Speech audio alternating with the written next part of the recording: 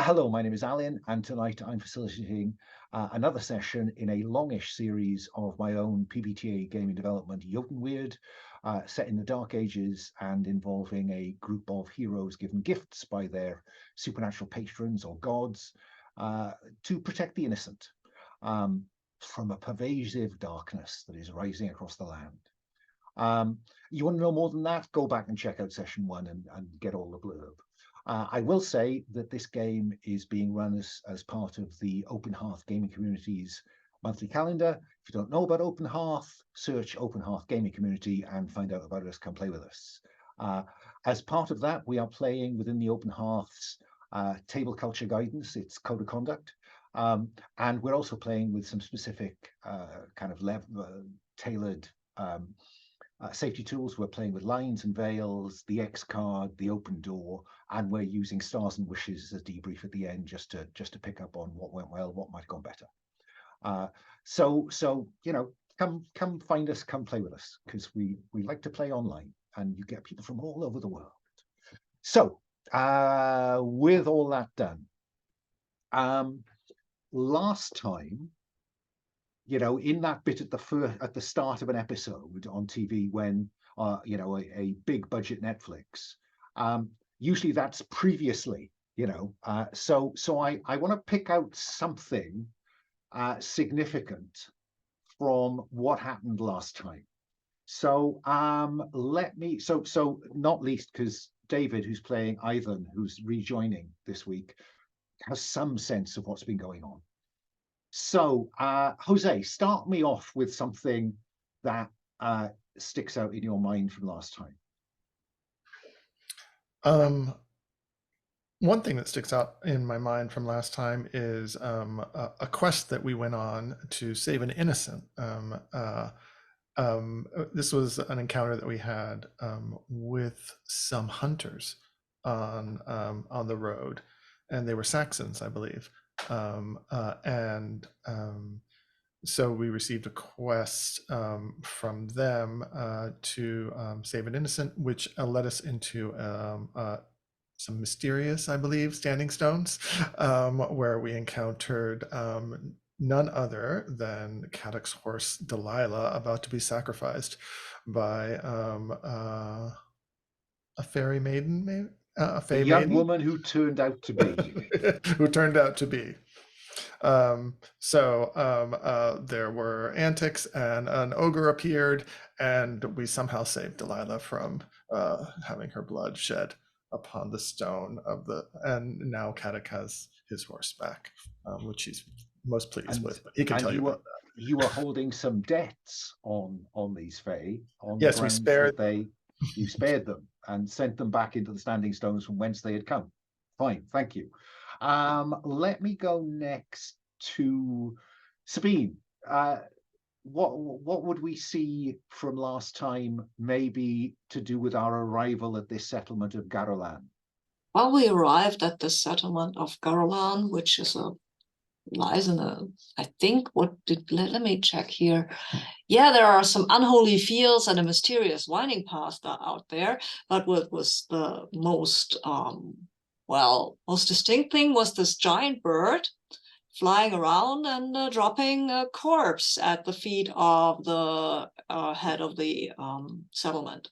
There were also a lot of crows.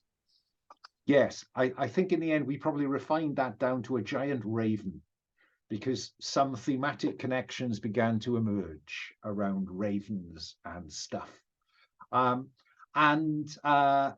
So yes, a body dropped from the claws of a giant raven. And it turns out this body is the son of the lady of the village, the Lady Angharad, the ambitious Lady Angharad. But the other strange thing about this is that the village, though it is in a Christian kingdom, it with an apparently Christian lady in charge and a Christian heir, her remaining son, Bran, there are a significant minority of Saxons living in this village, so many that there is a priest of Woden. Paul, from Black Jel's point of view, is there anything else you want to throw into the previously on? I killed a man with a trident. Go no further than that? Nope, I think that's good enough. Right, well, I'm going to add something to that. At one point, Black Jel found himself, who I will remind you has only one eye. Black Jel was mobbed by a combined flock of crows and ravens. And when I think Cadoc sought to drag him to safety into the church at the center of this settlement, the ravens and crows would not cross the threshold. But that is when the priest of Woden appeared at the threshold and seemed to be making a connection between Black Jel, a one-eyed man with an affinity for ravens and crows, with Woden the Allfather. So themes to exploit. But I think probably at that point, Aoddan, I want to move to your love letter for what you missed last time. And I'll read the love letter, and then you can tell me what happened. So, dear Aoddan, we know that you disappeared as mysteriously as you appeared last time. But in your absence, the other heroes encountered a group of Saxons while traveling into the kingdom of Rheged. They were hunting someone who fitted your description, ...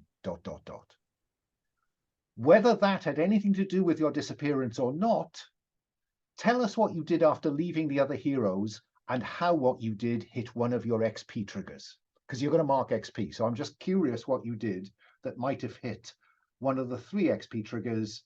Help yourself by invoking your calling. Probably not. That's a bit tedious. How did we see the influence of your burden, or did you address a challenge mystically?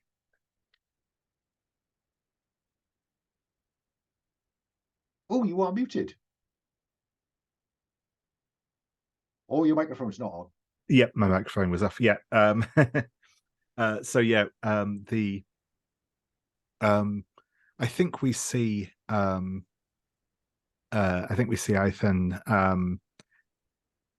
in a what was clearly a grove in the forest between where we left last time and our new destination.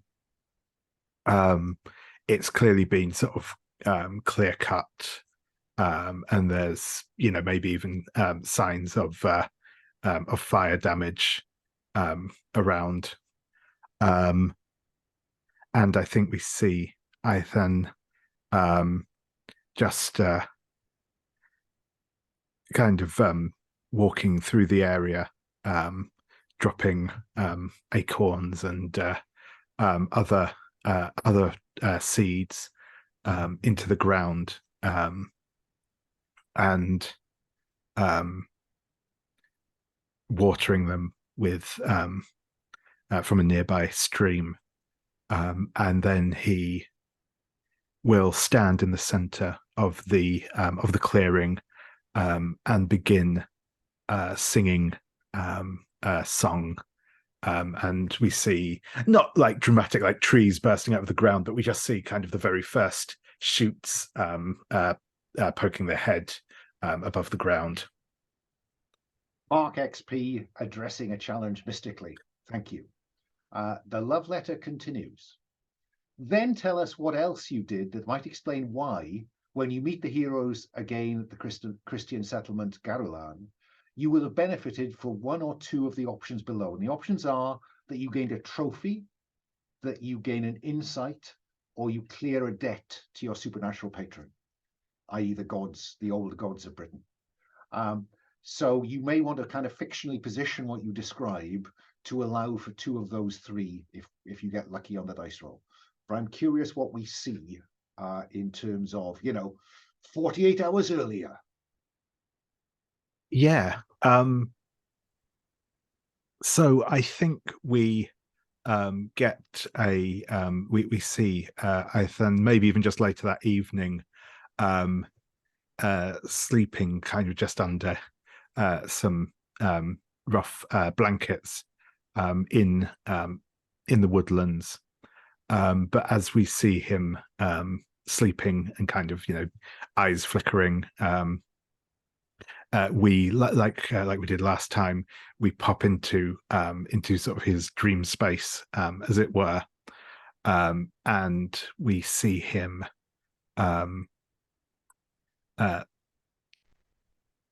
walking through a forest that just looks that bit kind of brighter and more lush than the one he's currently in. And we just see glimpses of a stag in the forest up ahead. And we see kind of him, it's that sort of very dream thing where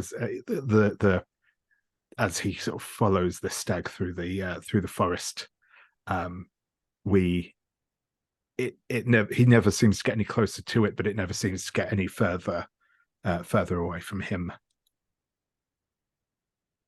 Then that sounds like, I would say it's either using subtle to stay close to this, if this is a kind of allegory for reality, or it's soul, if this is some kind of dream quest. Yeah, I think it probably is more on the dream quest thing. In which case, roll plus soul. Yeah.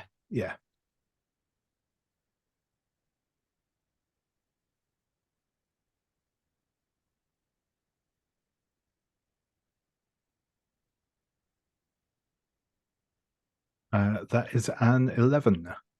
Choose 2 from the list below. Gain a trophy, technically a trophy or some relic, artifact thing that will grant you advantage once.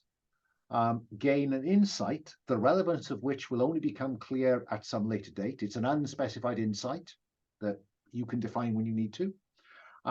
Or clear 1 debt you owe the old gods of Britain. Can't remember how many debts you're in hock to at the moment. I have a couple. I have a couple kicking around. So yeah, I think I'm going to clear one of the debts that I owe my supernatural patron, and I think I'm going to gain an insight as well. Fine. Make a note somewhere that you have an insight that you could apply to the current settlement or someone in the future. Sure thing. And just to explain that we're using a kind of cross between a carve from Brindlewood discovery of what's going on and something that's, I think, a little bit closer maybe to Apocalypse Keys in terms of where the thinking comes from. And currently we have 2 insights, and the depth of shadow is fine. So I think I'm inclined to pick up exactly where we left off. So I think I'm inclined to pick up with Black Jel and Cadoc still in the church, Fynn observing the burly priest of Woden who declared, Woden has plans for you at Black Jel, and then I think just following to see that he went away. I think that's where we got to. So let me ask you what you're going to do, and then we look for an opportunity to integrate Aoddan back into play with the group of you. So Cadoc and Black Jel, what do we see of you after last time? Oh, you are muted, Paul, if you're saying something. We must find where the evil is, Cadoc. It seems not obvious here, unless the large bird. Maybe it could be that. I'm not too sure. There's evil, though. I feel that the large bird might at least offer us a clue as to what the evil is. Maybe you could be right. With one eye, I couldn't quite tell if it was a small bird nearby me or a big bird far away. Very hard to tell. It was a very large bird. It carried a man in its claws. Big man or a small man? Couldn't tell. It was a man of roughly my or your size. A man-sized man. Yes, a man-sized man. A man-sized man. Indeed, Very well, indeed. you have 2 eyes, so I bow to your superior eyeball skills. Thank I only you. have 1. That is very good. Yes, I noticed, actually. The crows nearly took the other. Terrible, yes. terrible. Yes, you have a scratch there. Still, I'm hungry. Are you hungry, Cadoc? I could eat, Black Jel, to be honest. I could eat. The lady should show us hospitality, I feel. Yes, and we could learn what is going on here. Yeah.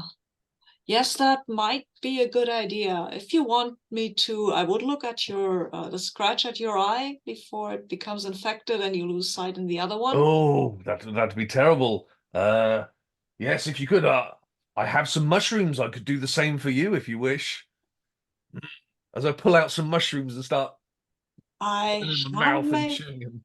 as odd as this sounds, and I look at Jesus at the cross.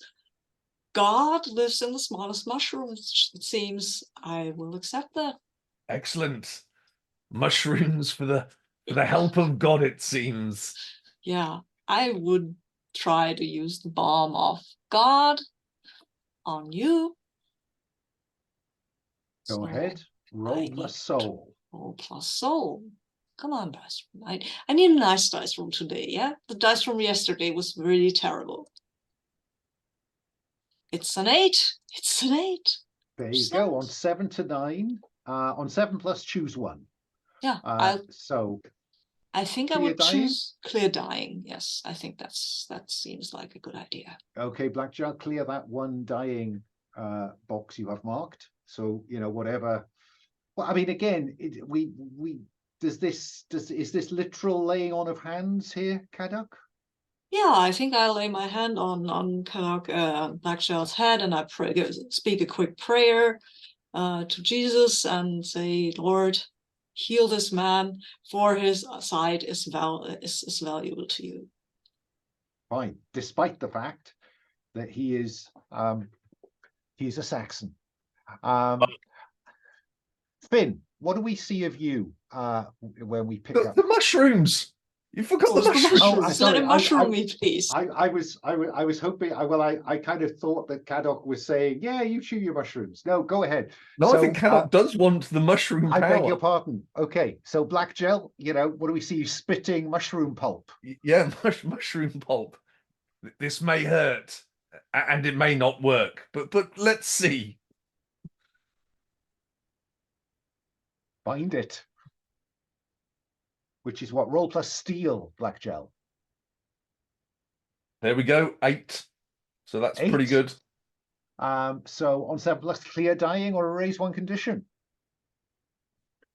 Mushrooms, Dying? as good as God. The mushroom gods. Well, they were created by God, so They were. And God, as we know, is moving in mysterious ways in this series. Jose, what do we see of Fynn then in the immediate aftermath of where we got the last time? I think that I will tell you that the body, because, only about 30 minutes or so, or maybe a bit longer, had passed since you arrived in the settlement. So in that time, I think, people have been found to bear the body of the dead son of the lady Angharad to her hall. And I guess you see, half a dozen people with the body on their shoulders, coming up solemnly up towards the hall. But what do you want to do? I think so. Fynn followed the burly priest here, surreptitiously, I think. And then he ran after he gave his speech to Black Jel. He went off. So I think Fynn approaches the door to the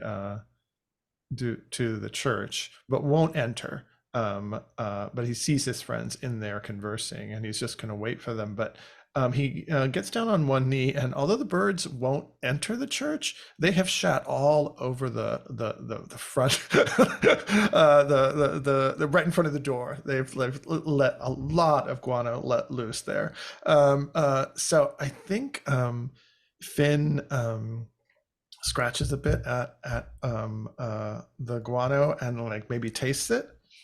And I think I'm going to try using my gift here of the sight. Ooh, went the crowd. Okay. The gift of the sight. So, gifts and temptations. Invoke your gift when you call on your patron to empower your gift. Agree what success looks like. So what are you seeking to discover here with the sight, Fynn? I think I'm seeking to discover, I have a sense that there's some divine, because remember we had that insight that Woden has designs on Yes, on the village.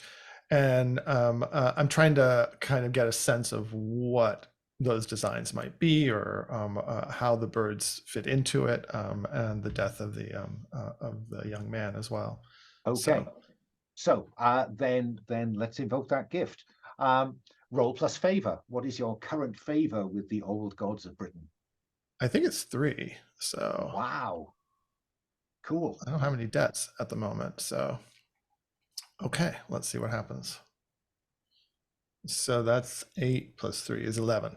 Okay, on 7+, they empower your gift and you succeed. Owe them a debt or mark 1 harm as a blood sacrifice. What's your preference? I think I'll spit up some blood from tasting the guano. Like there was something sharp in it or something, but for some reason I spit up blood. And so I will take 1 harm there. I imagine you deliberately biting your tongue. Because of course you need to get that guano into you. Yeah, I got to be intimate with the guano.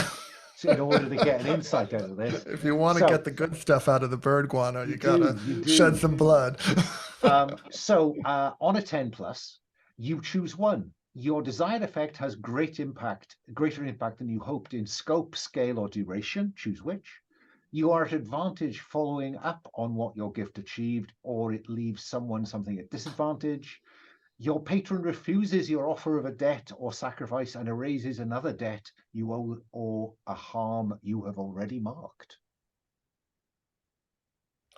Oh, so that's a little new. I don't remember that. It is, because I've been slightly worried that gifts are not sufficiently attractive. People haven't been using them. I think it's because people have such horrible favor in our group. Not speaking of anyone in particular, of course. Let's see. Patron refuses our offer of debt. So you would get the one that you got back, and they would offer to erase another debt you owe or a harm you have already marked.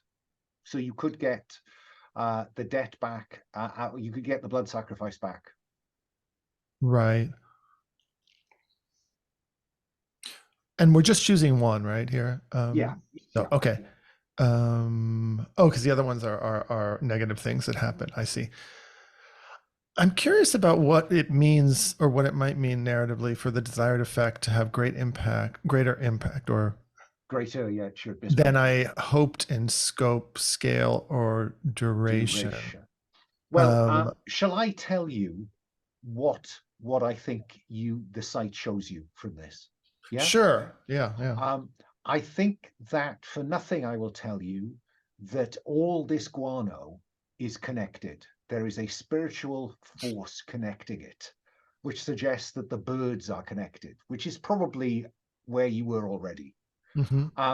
Now, do you want to ask me a question and I can show you what the extra scope might be like, or I could ask you, what do you want to see?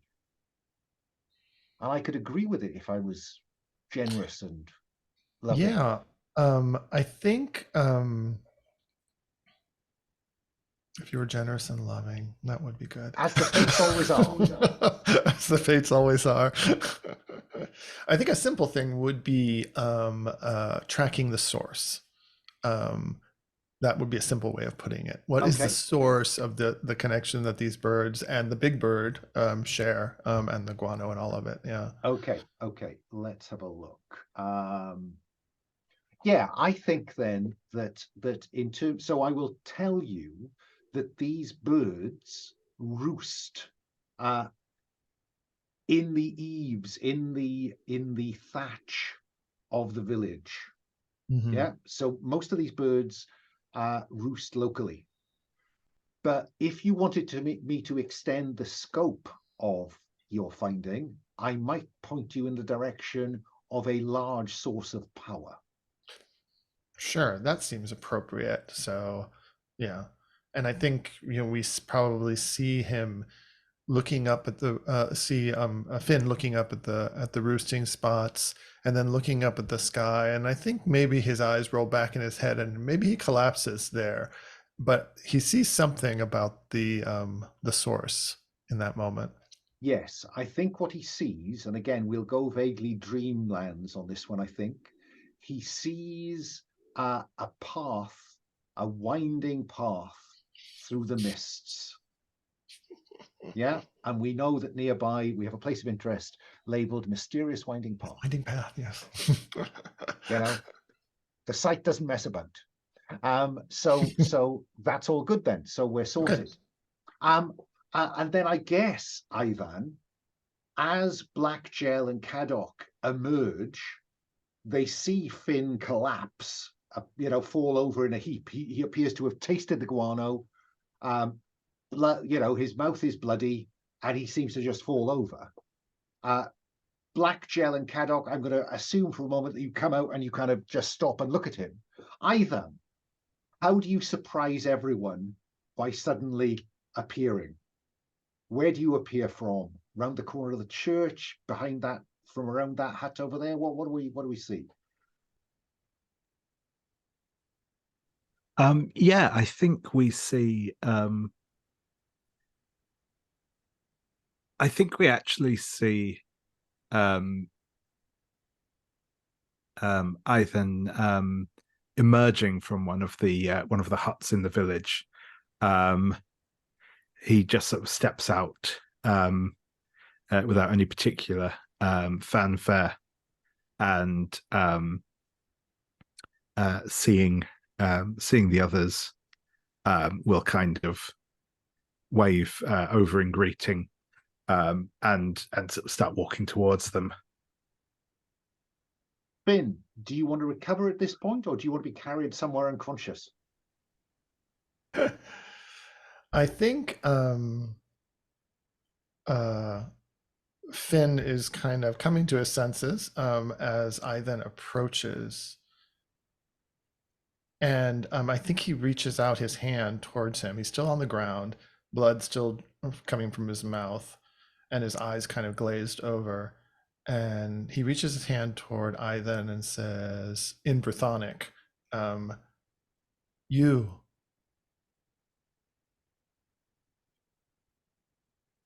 The horn god appeared to me with your face, and I've come. Ivan? That certainly sounds like something he would do.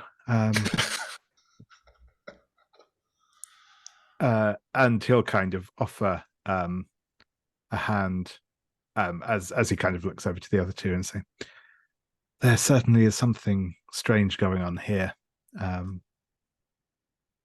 I am unsurprised to find you here." And Fynn takes the hand and gets up. Cadoc? Oh, did you see the raven, Ivan? And are you okay, Fynn?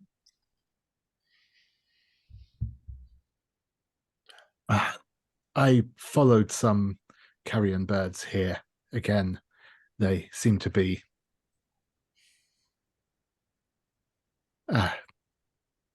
causing some, or the symptom of some problems. Fynn, are you okay? Are you going to explain anything? Did you say Fynn? Yes. Oh, because I think Cadoc was interested in whether you're okay. I'm just... Yes.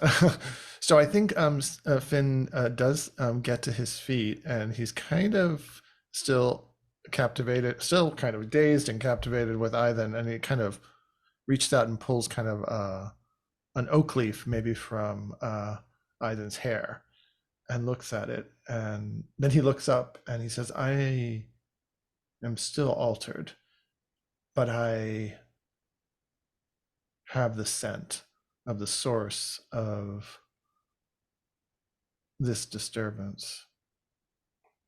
It follows a winding path out of the village." Should we grab something to eat first, maybe? Inquiries at the hall first? And we could also inquire at the hall, of course, about things. That is a very good point, my dear Raven, who's talking to me. Fynn wipes the blood from his mouth and says, "Yes, maybe eating something would be good." Fynn, young lad, never eat shit. Should have asked me. I've tried it. It's terrible. Never eat shit. Never, ever. I'm going to cut us to the hall, where clearly, you know, there is a degree of weeping and wailing still going on around the body. The body is laid out on a trestle table. The Lady Angharad is sitting in the big chair at one end of the hall, you know, with her head in her hands. What do we know about Bran? Bran is I think Bran is probably taking charge. He's the energetic British heir. He's taking charge.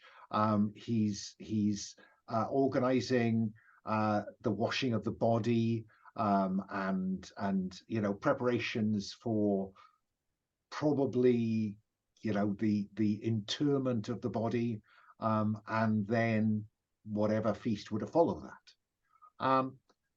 I'm inclined to go to Cadoc first, because Cadoc is now our only Christian.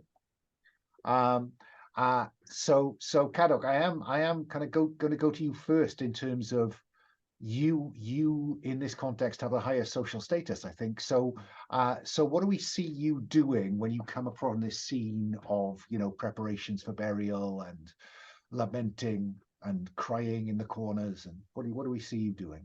I look around for Solanus first, because he's the talker, right? Yeah, miss the... sadly, it looks like he really has gone to the monastery this time. So he won't know. Well, anyway, nice for him. I would like to maybe get some of my ancient learning into this, because maybe that gives me something that I could talk about with these people without making a total ass out of myself. Okay, so when you consider how the teachings of your order could be of value, roll plus sense. Yes, I will do that. Well, again, I've slightly reworded this to make it a bit tighter, but the principles are the same. I think I have a 7. I think you do. So 7 to 9, the fates will tell you what you must first do in order to gain the knowledge you desire. In the absence of a priest, you must conduct the burial service. Okay. Yes, that is, I will do so. I am, after all, an anointed brother of Christ. So I will introduce myself as a member of the Order of Saint Adrian, and I will be polite enough to ask them if they would let me do this. Oh, and I think Bran is, Father, that would be wondrous. We feared that my brother's immortal soul would be endangered in the absence of a proper interment. Come, meet my mother. And they usher you up to meet Lady Angharad. It strikes me, Black Jel, that it would be remiss of me to not ask at this point what, if anything, you do. Oh, maybe it could all end in tears, so maybe go to some other people. I have got something planned, but it could ruin things for other people. So let's at least let them do something first. Okay, well, I think anybody you like from the village. We've got Calbert, the secretive Saxon herder, and Mund, the burly priest of Woden. So, or just the general populace. It depends what you're interested in doing, I suppose, Black Jel. No, I was talking about the other players. Do they want to do something? Because maybe I'm going to do something that could be explosive and ruin things for other people. Okay, I beg your pardon. Fine. Let me go next to Aoddan, who's of a mystical bent and has clearly declared something is amiss here. So, Aoddan, how do we proceed in terms of investigating the mystery here? What do we see Aoddan doing? Yeah, so I think Aoddan will come up to where the body is, and we'll just place. We'll sort of reach into his pack and pull out a small clay pot that contains honey, and just sort of place that by the feet of the body, and say a few words. But as he's doing so, he's also going to kind of cast his eye over the body and see if anything seems amiss. Yes. So this sounds like look about you, unless you've got something more in mind. Yeah, no, that sounds good. I don't think I'm going to call on the spirits here at this point. So okay. So let's have you look about you. So roll plus sense. Yep, and I believe I am rolling this at a penalty for Your burden. For my burden. Yep. Yes, you are -2 to look about you. Yep. Because of your yearn to make a connection. So you're looking at people, not mysteries. That gives me a total of 1. Oh my. Well, let me introduce you, David, in case we didn't do this last time you were here, to the move Help Yourself. When you are dissatisfied with the outcome of a roll, say how your calling or mortal seeming is relevant to your current action. Either owe your patron a debt, and say how their help manifests, or assert your free will, mark temptation, and then re-roll one or both dice. Sure.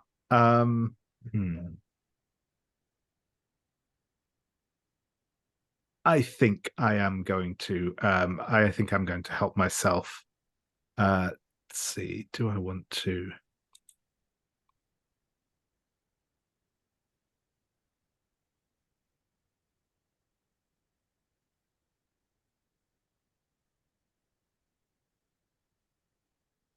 What I would say is that, given your mystical persuasion, whatever answer I give you, if you choose to invoke your calling as a Celtic mystic, will be of a mystical nature.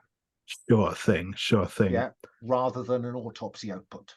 Yeah. No, that's cool. I think.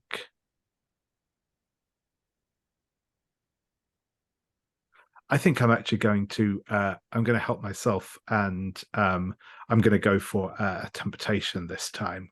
Okay. And I think I see something in this body that causes me concern, and I'm going to take fear as my temptation.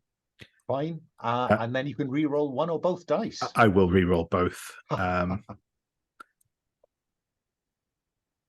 And that is a 9 this time, as I'm now at a slight bonus to my luck around you as well. But yeah, that's a 9. Right. Then what I will tell you, on a 9, you choose one, but the fate adds a complication. You attract unwelcome attention.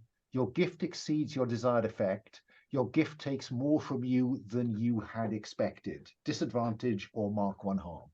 Which one do you want as the cost? I think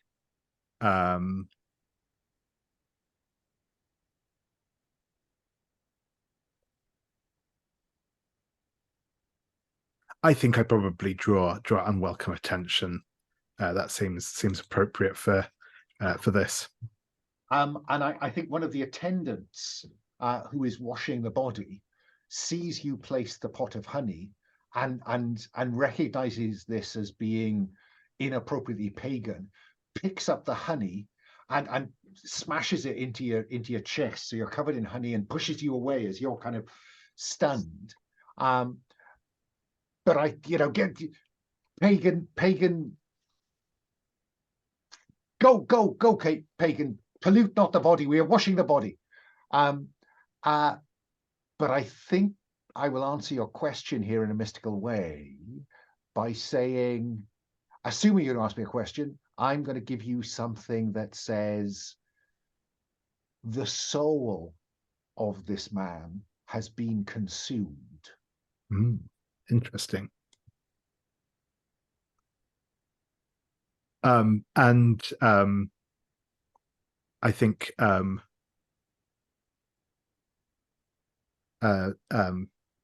Ethan is going to obviously back away from the body, and say, "Forgive me, I only wish to show my respect to the dead, but I shall leave you alone if that is your wish." And she spits on the ground in front of you, Yeah. giving you some kind of response. Fynn, meanwhile, what has Fynn been doing? So we see Fynn. He's sitting at a bench with a table, and he's hunched over a bowl of some kind of stew that they've given him, and he's putting it into his mouth, and it's kind of fallen out into his beard. He's kind of still a mess. He's clearly dazed still, but you can also see that he's crying. Tears are falling from his eyes. And then we suddenly see through his eyes, and everything looks kind of, psychedelic, like you're on a trip. He's still on his guano trip a little bit. And the people in the hall, you can see that most of them, the ones that are wailing and crying about the death of the heir, have these kind of brown swirling patterns around them in their aura. But some of the people, including maybe Calvert, the herder, although they're crying, they don't show that pattern, as if they're faking it. And I have an insight, kind of an undefined insight, and maybe I can say that some of the villagers are, I don't want to say happy about the death necessarily, but not distressed over the death of the lordling. Is that okay? Yeah. I can write that in. Oh, sorry. You've already done it. Okay. I put some stuff in. Change it Okay. if that's not what you mean. Yeah, cool. I've certain some villagers are not distressed by the death. Yes. Black Jel, or Black Jel, do you want Cadoc to have his conversation with the lady first? That could sort of go along with this. Alongside, it okay. could, yeah. I will pull over. No, I will grab a large drinking vessel, and I will pour copious quantities of ale in this, and I will get up on the tallest table there is. I mean, I think the tables are probably all broadly table high. Very well. Stop. I don't think there are no standing tables here. No standing table. Stop. This is wrong, people of Garwlan. This is wrong. When a Christian dies, you don't mope. You celebrate his life. So all grab an ale and let's celebrate this young man's life that he gave or was taken, but it should be celebrated. And I would like to convince them, but I know this to be true because I have spent time in the kingdom of Gwynedd, and they are very Christian people there, and this is what they do. I'm prepared to go with that. I think I am going to put you at disadvantage because you are a Saxon, and they are in mourning. But I'm very happy for you to see how this goes. So roll to convince them. Roll plus subtle, but with disadvantage. I would like to cash in my they owe me from the kingdom of Gwynedd. What does that do? Well, that could cause somebody from what's the name of the village? Brangaru. Too many Garus. Do you want somebody from Gwynedd to appear? We've got I'm happy with somebody in the hall to say, oh, okay. I lived in Gwynedd. He's right. That's what they do. I'm very happy for you to do that. Very happy to have you do that. And I think that will cancel that disadvantage. So roll flat. Well, roll plus subtle. Just 2 dice. Oh. 11, but I'm afraid I'm at -2 with my temptation to convince people. So yes. It comes down to a 9. Can somebody help him? Yeah, that's a possibility. I mean, Aoddan and I mean Fynn sounds a little bit out of it. I'm not quite sure how Aoddan can help convince them about Christian rights, but I'm always willing to listen to submissions. Is there anything, Aoddan, that you think you could do?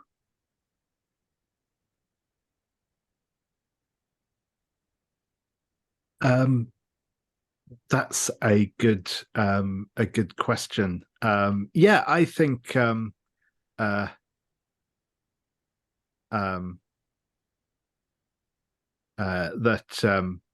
Ivan is kind of going to turn to one of the people in the hall, sort of stood around and just sort of say, well, I certainly know the people of Gwynedd are certainly zealous in their faith, why they wouldn't even let me in their village. Nice. Now, I ought to check with Black Jel. Do you want to ask for that help? I'm happy for anybody to chirp in. I mean, either Okay. we're both going to get beaten with cudgels out of the hall quickly, or it will get better. Exactly. That's Either what I way, figure. a good outcome. So, Ivan, I think this is subtle. This is the power of your rhetoric. Sure Roll thing. plus subtle.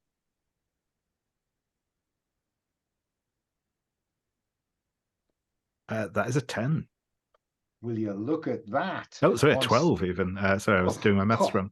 On a 7+, their outcome improves by 1 step. So it goes from mixed success to full success for Black Jel, and nobody gets any blowback.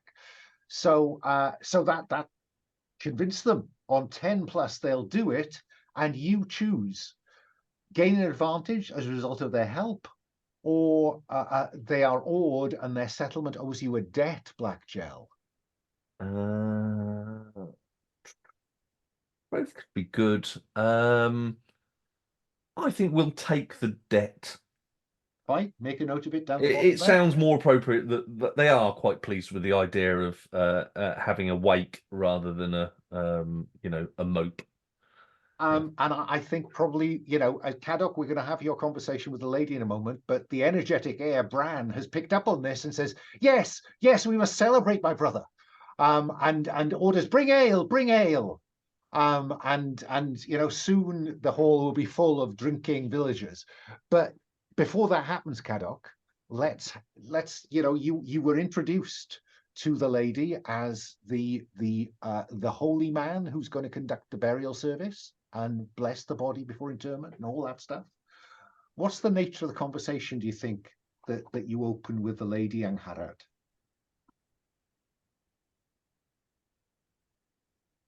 I will extend my condolences.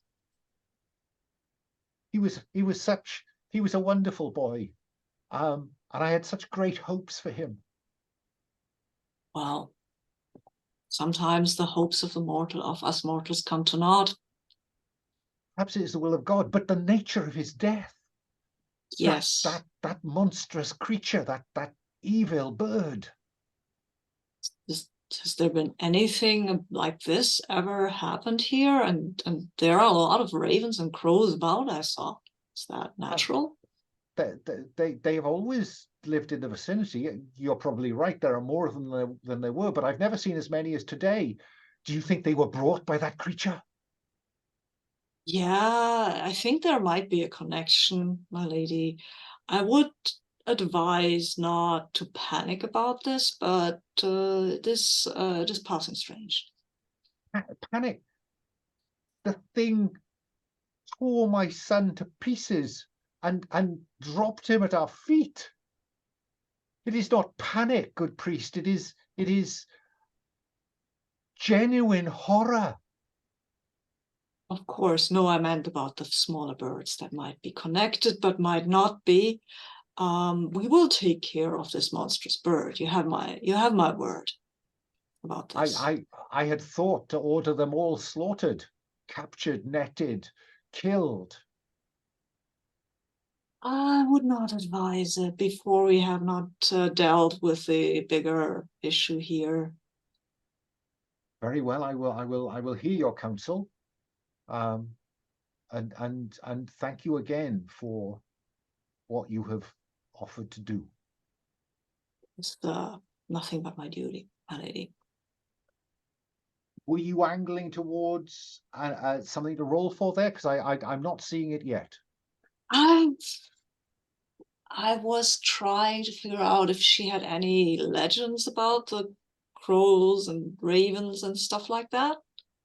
I won't make you look about you for that. I think that generally speaking, like most Christians, I think she'll perceive ravens and crows as carrion birds, birds of ill omen. Yeah, they are, certainly. And probably the reason that she hasn't cleared them from the village before is that she feared that in doing away with them, it would bring more bad luck. But now, what worse luck could there be? I'm kind of worried about how it's just slaughtering these creatures. They might be carrion birds, but they are also creatures of God. So I'm not that suspicious of them. Or maybe I am. Depends on how my move goes. But right now, I think maybe one of them can lead us towards that evil. So yes, I don't know what we're going to do. Maxen would have been a wonderful lord to this land. well, it seems you have another son, at least. There's Yes, but sometimes I think that Bran his attention wanders so quickly. he's young. Yes, perhaps so. But has there anything else happened recently in this village that could have drawn these birds to you? Somebody who was angered, who felt slighted, or a new well has been dug and something felt molested by that. We have missed the ministrations of a priest this last season. Is that a non-common occurrence? I mean, the roads are somewhat dangerous these days. No, we had a priest who lived and ministered to us here. Oh, okay. But he was taken by he went down with a fever and died. Oh. I have sent to the court at Cadoc to seek to ask the bishop to send us a priest, but I've heard nothing. Bran Okay. traveled there himself. Huh? Okay. Then. Just making a note of something there. Sorry. Yeah. I'm inclined to cut it there and ask Okay. you if there is an insight that comes out of that, or if you've got something somewhere else you want to go. I think I have an insight here because the priest died, right? That has got to be relevant. The death of the priest. So just death of a priest. Death of the priest, yeah, because the more open these are, the better. Okay. So I mean, gosh, we're notching these up quite quickly. We're already at -1. Gee whiz on the revelation roll. I think I'm inclined. Black Jel. I'm struggling to see that I can offer you an insight out of this. No, that's perfectly fine. I'm not sure, likewise, Fynn, that I can offer you much more than what you've seen already. What I've got already. Some villagers are not distressed by the death. Yeah, no, that was clear.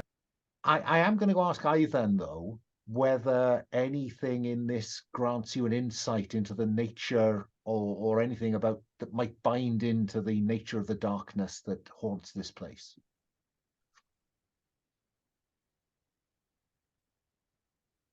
Oh, you are muted. So I am. Yeah, I think I'm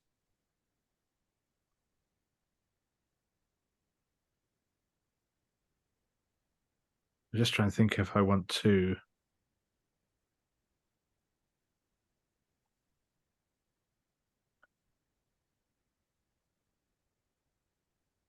play with it anyway. But no, I think I'm just going to go pretty much as we learnt it, which is going to be that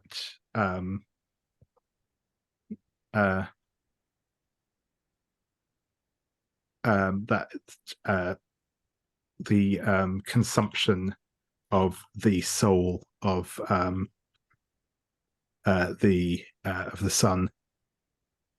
I think Just that's put consumption of souls as a general thing, I think. that works for me. Unless somebody else has something in mind, I'm going to cut to a funeral service. Because Can we have our break soon? Oh, sorry. Yes, it's that time, isn't it? Would it be helpful, Jose, if this was 15 minutes, not 10?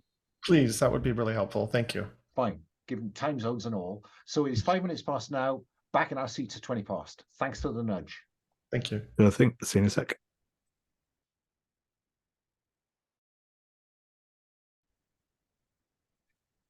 And as we come back from that commercial break, we find a funeral service going on. There is a plot around the back and to the side of the church. This church doesn't seem to get as much use. It's not as population of Saxons is not as large as well, who knows why.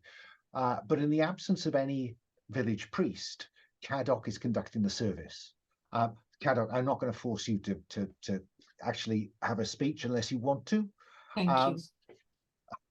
I will, high points are that, yes, Jesus is good, God forgives, you can go to heaven if you're a Christian, but only if you're a Christian, actually. Yeah. Right. And, you know, we'll be seeing in the background, perhaps, the corpse wrapped in binding clothes, lowered down into the grave. I'm curious what our non-Christians are doing. So let me start with Aoddan. Are you on the edge of the crowd? Because it's fair to say, I think, that while the villagers who are Christian are all gathered around the grave, I think many of the Saxon villagers appear to have turned out to at least show their respects. But to your knowledge, there are no pagans like believers in the old gods like you, Aoddan, and Fynn. So, Aoddan, where do we see you, or what are you doing while this funeral is taking place? Yeah, I think that Aoddan is going to be hanging out with the other heathens. In the absence of everybody else, hang out with the Saxons. Exactly. What about Fynn? So I think Fynn has recovered a bit. He's looking a little bit more himself. And I think we see him leaning against a tree. And I think he's watching Aoddan pretty carefully because he still knows that he's had this vision that Aoddan is somehow important for him on his journey. But he's never really met this guy, and Cadoc and Black Jel never talked about him. He just suddenly showed up, and they're palsy with him. So I think Fynn is studying Aoddan somewhat from behind to try to get a sense of where he is, and he's bored by the service, so he's not paying attention to that very much. And then Black Jel, where do we see you? What are you doing while this is going on? I'm going to be on the outskirts with the other heathens, as Aoddan so greatly put us. But clearly, I'm not going to be quiet. I'm going to still have a large flagon in my hand, and I'm going to act reasonably drunk near the let me find out her name. It might be a male actually. Calbert, the herder. Yeah, I'm very happy for you to spot him. You can spot him because he smells of cow dung. Well, yeah, exactly. You know, it takes one to know one. Yeah. So, yes, I would like to act the fool near him. Okay. Wonder where this is going to take us. Capering fool. Well, you act the fool, roll plus soul. This is one of the XP thing. I don't know where it's going to take me either. Well, I mean, we need to see you address a challenge with the rationality. I'm not seeing a challenge yet. 8. 8. 79, pick one. You're beneath notice and gain advantage. Stay that way. You're considered harmless and gain advantage to exploit that situation. I want to seem beneath notice, so he doesn't sort of notice me, or he doesn't want to notice me in any way, shape, or form. I have my one eye on him. And I think that is true of everyone in the vicinity. So, were you to want to go somewhere or do something without notice, you would have advantage to do it. Is there anything, Aoddan and then Fynn, that you want to do before the end of the funeral service? No, I think I'm good, thank you. Fynn, just checking in. I think I'm good too. Okay. Cadoc, is there anything we want to see you doing before we cut to people throwing soil on top of the body? I don't think so. I hope that God will strike me with inspiration and let me remember my ancient lessons. I will drag out some of the Latin I learned. Maybe that will stir something, right? So let's resolve that ancient learning then. You have now completed the funeral service. What was the knowledge or understanding you were looking for? Giant raven birds, basically. Have they appeared? What's the deal here? What should we do? What can I do against such a thing? Ravens are undoubtedly associated with Saxon pagans. They are big in Woden land, and they, in terms of what you can do, what can I offer you there?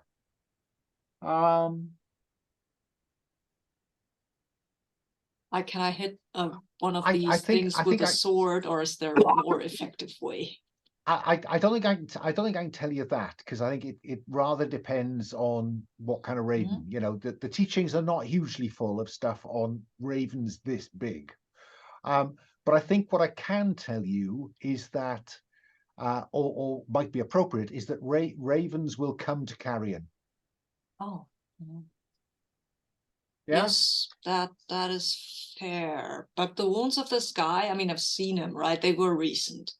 Oh yeah. And kind of consistent being attacked by a giant bird. Indeed so, yeah. So he wasn't carrion. That's not what drew them there. Okay. No, okay. I don't think he was already dead. Okay. I think that you can see where the claws have pierced him, and the face has been disfigured by, Yeah, is that okay? Oh, but that gives me an idea. I come back to Black Jel. Is there anything you want to do with being beneath notice of the Saxons hangers on? At the close of, or whenever the Saxon herder has finished here, I would like to follow them. Now, a Saxon herder, I'm only putting words in your mouth here.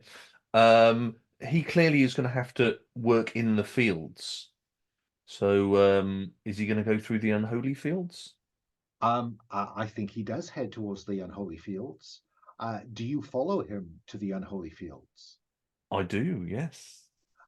Because what is clear, they are unholy in the sense of unholy in a Christian village context. You will notice. Well, let's engage with the location moves. So these are unholy. I think that given that you are not a Christian, these may not be unholy to you. I think that given that you're a Saxon, you will recognize that these fields have raven and crow feathers hanging at their corners, perhaps seeking the favor of Woden. I tell you what, let's a field, let's call it a pasture where his animals are grazing. Yeah.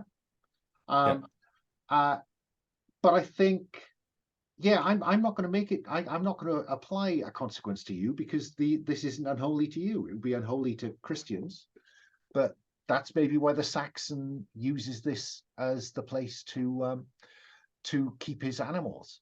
But in terms of fields, let's I mean, he have is you. secretive. Do you want me to look about me to see what he's up to?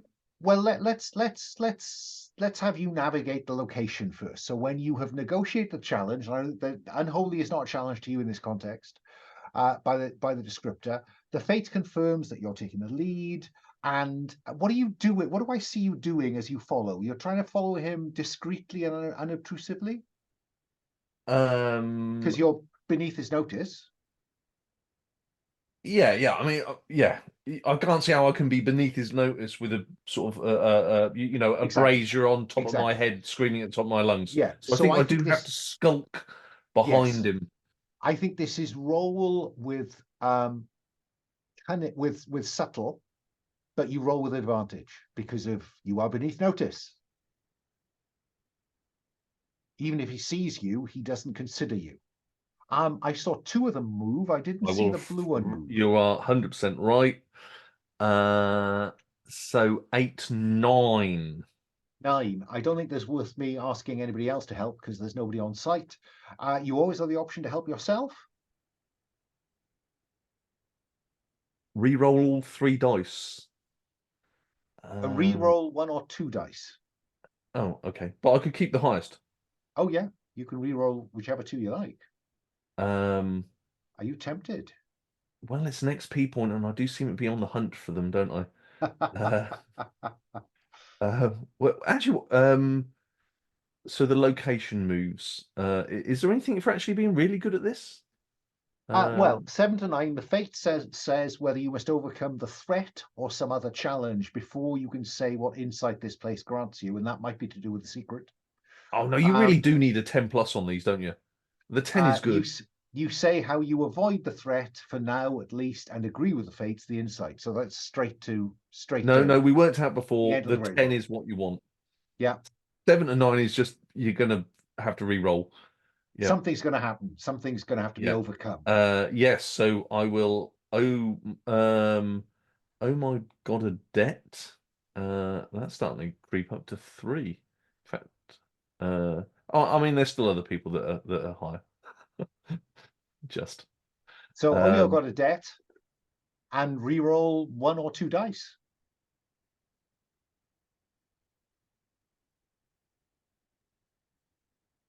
That's a lot better. Now we're in the 11 category. Okay, so on a 10+ for location place, say how you avoid the threat, and the threat here would be the fact that this is Saxon, this is ground consecrated to Woden rather than to the Christ God. So that needn't worry you. Agree the insight this place. So what do we see this secreted herder doing that you spot that gives you the insight you're looking for? I think we see him burying a body. That's a bit of a leap, given that he walked away from a funeral. No, there was already a body here, but there was a body here. A body here, yeah. Or we could have one fall from the sky. I mean, that's hardly an insight. That's a significant event, it seems to me. So you see him. Well, I mean, do you want to leave it as loose as Calbert buried something? Yeah, okay, let's go with that. As an insight, because then we have a bit of mystery attached to this. So do you want to add that to the insight list, which is now at 0? Calbert secretly buried something. Spot on. What, meanwhile, Fynn, Aoddan, Cadoc. Now, Cadoc, you will certainly be invited to partake of the feast. Fynn and Aoddan, you too can partake of the feast that will now be laid on in the hall after the funeral service. Or do you want to do anything else? So let me start this time with Fynn. I think Fynn is itching to go down that winding path because that was what was the whole point of the guano episode. But he might say something to Aoddan and say, maybe he'll approach Aoddan and say, I can't stomach any more Christian rituals. The god showed me a way to find the source of this horror down the winding path. Will you come?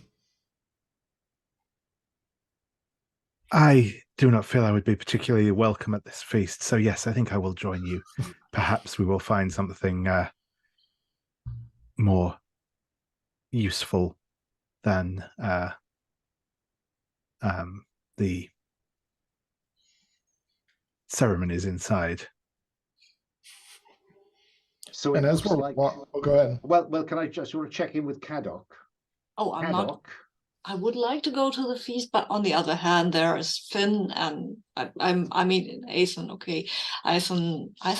Okay, I don't know him that well, but Fynn, I want to check. He was a bit boozy before, I think, and I want to check on him. And also, I have a feeling of urgency here that that bird is still out there, and if these go off, the bird might reappear, right? And no, I can't have that. So I will go with that.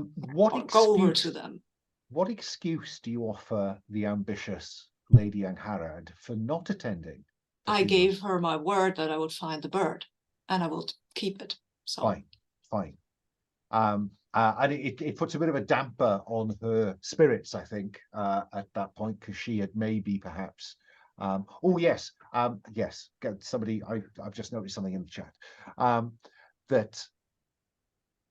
It's reminded her that this is still out there. She received a degree of peace from you, but now don't know. All three of you. I suppose I should give Black Jel an opportunity to come back if he wants to.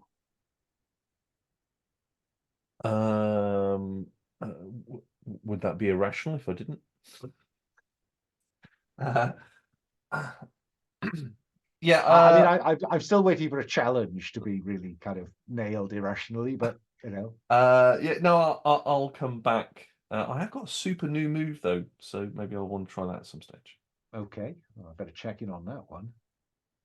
Oh, I see it all. Oh, I see it all. So all four of you then are heading out of the village along this, track, path, not well trodden, and it winds away across the landscape, disappears behind some trees, and winds away. So, who is taking the lead? This sounded like Fynn was on point here, given this is his insight, his vision. So I'm going to assume that you are roll plus sense to grasp the nature of the mystery around this place. Yeah. Okay. So my sense is -1.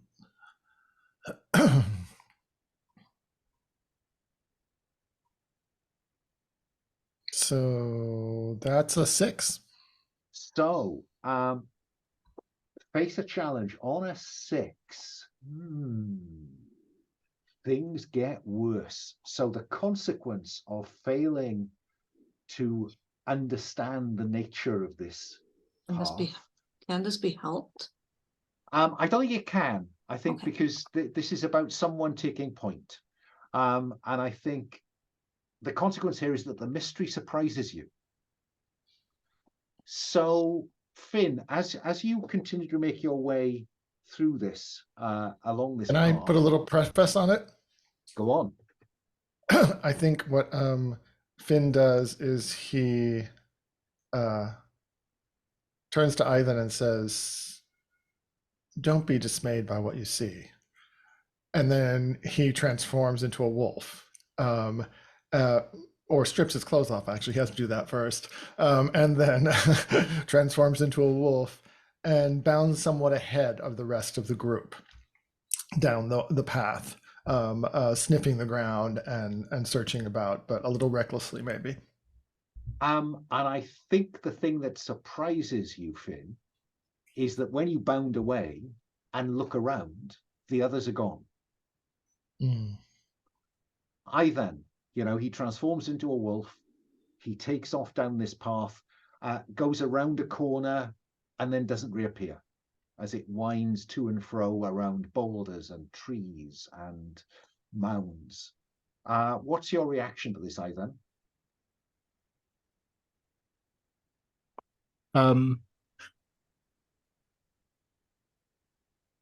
So strange. As fast as I have no doubt he is. He surely could not have got away so quickly. I suspect there is some form of enchantment upon this road. And with that, he's going to continue walking forwards. Okay. What about Black Jel, or maybe Cadoc? Given this looks like disappearing wolf. I will call for him. I mean, clearly he might be in trouble, and I'm not the subtle type. I will call Fynn. Fynn. No. Nothing. And I might also storm ahead because I'm worried now. Black Jel, what do we see you doing as Aoddan just walks on, saying there's something odd going on here? Cadoc looks like is about to run ahead, or are you mounted, Cadoc? I should ask, shouldn't I, if you're on Delilah? I might be, yes, because we're going out. I might be leading her because I wanted to keep on step, but I might get up. Sorry, I'm blabbing. I will get up on the horse, and then I will charge on the mysterious path and search for Fynn, calling Black for Jel. What are you doing as this is going on? I'll be very blunt, and I'm going to look where he's gone, see for any clues of what's happened. That sounds like a good look move about for that. you. There's a look about you move for that. So Aoddan is walking on. Cadoc mounts Delilah and gallops after Fynn, goes round the corner and doesn't reappear. You fools, where have you gone? We need to find him. Don't run off. Black Jel, look about you, roll plus sense. Oh, I only rolled 6, so that becomes 9. It's terrible. Oh, that's a terrible roll on a 6. Terrible Goodness roll. me, how do you ever get by? So tonight. 7 plus, choose one. Ask a question, blah blah blah, or ask the fates to. No, that's not relevant. Once per scene, one of the heroes can agree with the fates a detail to add that enriches the fiction. As you and I then kind of go round the corner, it's clear that they have both disappeared. So do you want to ask me a question? Yeah, I'm going to ask you a question about this location. What do you want to? What is the question? Well, some evidence of where they've gone. Okay. Their tracks simply stop. Just there. They stopped just there, Ivan. Maybe we should go over the threshold together. Yes. Maybe you can carry me. I can certainly try. Yes. That way we will be together. I promise not to dribble in your hair. I haven't done that in a long time. Ask Cadoc. It's a horrible affair. So, I mean, Ivan, Black Jel wants to get on your back so you can cross this threshold with him on your back. Are you up for that, Ivan? I am probably more willing in spirit than body, but I will certainly give it a go. So you clamber onto his back and you just step forward and nothing happens. You're still on the path. Strange. Very strange. Fynn, you found yourself no sign of anyone. You go back up the path. You can see your tracks, but you don't see anybody else's tracks. And so we just see Fynn looking over his shoulder, puzzled. And so what I see as I look around is just the path going in both directions. The path I've taken. Exactly as it looked a moment ago, except when you look back, you can't see any of the others. You know, I described you going round out of sight and then not reappearing. Mm-hmm. Well, from your point of view, you do come back and you look back and they're not there. So the question is, have you disappeared or have they? I think Fynn barks a bit. Cadoc, what do? You know, you kind of get Delia up to a trot, you go around out of sight, and then there's no sign of Fynn in wolf form or human form, and so you follow the path round and you glance over, and Black Jel and Aoddan have disappeared. I have a shiny new move too, which I will Which shiny new move is this? I have a divine intervention move. When I pray for God's Okay. aid, I can roll plus soul. And if I get a hold, I could use that to enter a scene, which I think would mean that I would be guided somewhere if I make the move. Of course. So roll plus soul. Okay. Do I roll at disadvantage because of the unholy fields? No, you're not in unholy fields. You're in a mysterious winding path. Oh, cool. I like that. So come on, dice. We're not in unholy fields. Yes, the dice like not being in the unholy fields. It's a 12. 2 hold. 2 hold. Yay. Cool. I like it. What do you do with those 2 hold? I think I would like to appear in the scene with Fynn. Okay. So phrase, you know, so you're seeking divine intervention. Phrase that divine intervention for me. Lord God above. Yes, Lord God above, let me find Fynn. So because you have led me to him to be his boon companion on the road, so lead me to him so that we might face this challenge together. And then up ahead, you see Fynn emerge from behind a small copse of trees. Fynn! And Fynn, you see Cadoc emerge. You were sure when you looked back that he wasn't there, but he's emerged. You still have 1 hold left, Cadoc. Black Jel and Aoddan. No sign of Cadoc, no sign of Fynn. What do you do? Fancy a beer, Ivan? We could go back to the village. My round. Tempting though it is. Clearly wandered off together. Tempting though it is, I think maybe we should carry on along this path. Perhaps we shall be reunited again at the end of it. Fine. Let us please continue. Okay, so this is location place.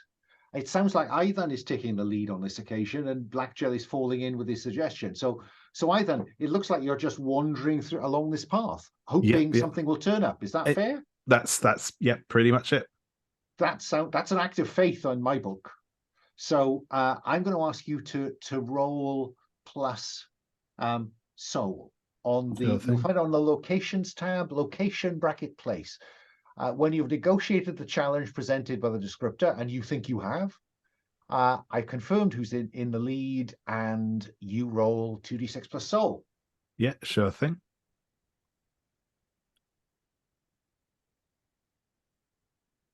That is a 9.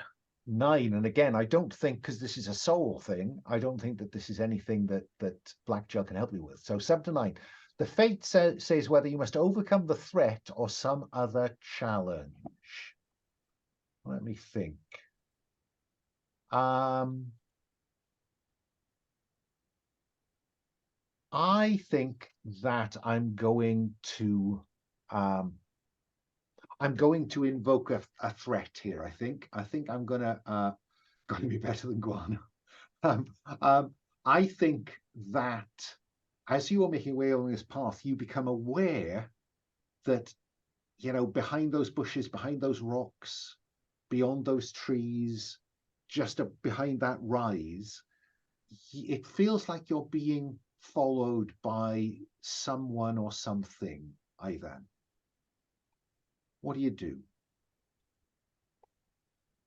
I will give Black Jel a warning and say, I think someone is watching us, or something more likely to be something.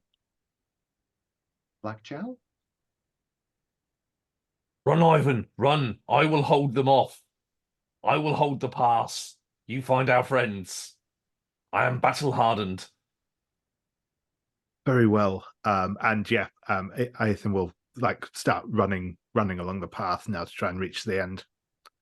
And because Black Jel wants to be holding the, you know, I think Black Jel turns around. You hear a figure approaching from behind those trees over there, onto the path behind you, Black Jel. Ivan has run ahead, leaving you facing a tall, willowy young man, wearing exquisitely engraved mail, and wielding, I think, a spear. It's a large stick, my friend, you have there. You have entered this realm, varlet, and you must pay a price. Sorry, can't hear you. Put No. up your arms and What? face me in No, battle. definitely can't. Blah blah blah blah. No, blah blah blah blah blah blah. Does this sound like speaking in tongues? It does, yes. When you deliberately draw attention to yourself by shouting gibberish, reveal some aspect of your life before you were touched, and roll plus sense. Oh, I hadn't planned anything here.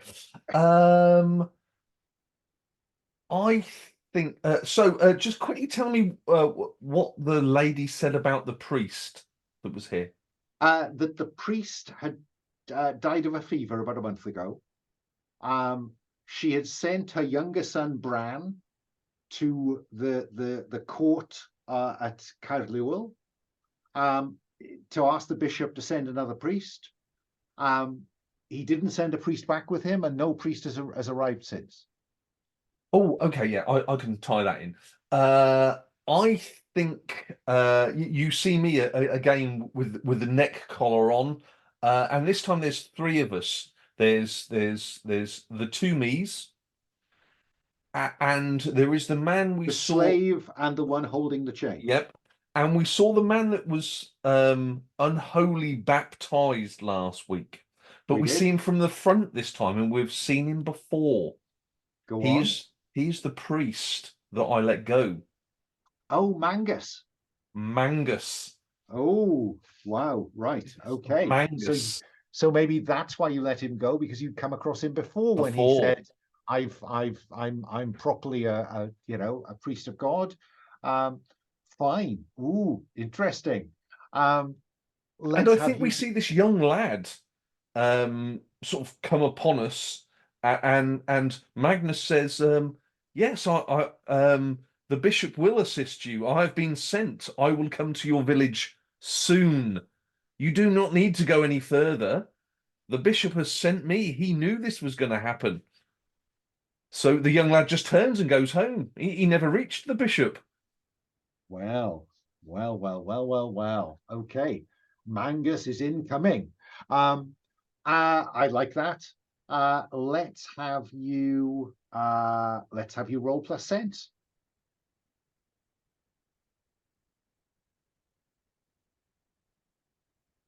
Oh, that's good. That's 12. Okay, so 7 plus. Say who or what's attention you attract and how that places them at disadvantage relative to another hero you name. I just think this bloke is just horrendously flummoxed with this complete sort of idiot stood in front of him going, "Can't hear you, bah, bah, bah." You know, he spoke in a clear language. He's maybe heard me, I don't know, but he is just flummoxed about what's going on. I think I'm gonna. I mean, technically, the move says, and maybe I've phrased it wrongly now. Relative to another hero you name, I'm prepared to give you advantage over this willowy Yeah, it wouldn't work very blonde well in man. two-person scene. Yeah, exactly. So yeah, we'll just for this we'll reword it. So he is confused. What do you do with that advantage, Black Jel? Well, Shall I give you a flavor of his defenses? Include centuries of practice, superbly crafted weapons, mail coat, and a mail sheet and a round shield. oh, he's only got 4 things. That's perfectly easy to He defeat. has.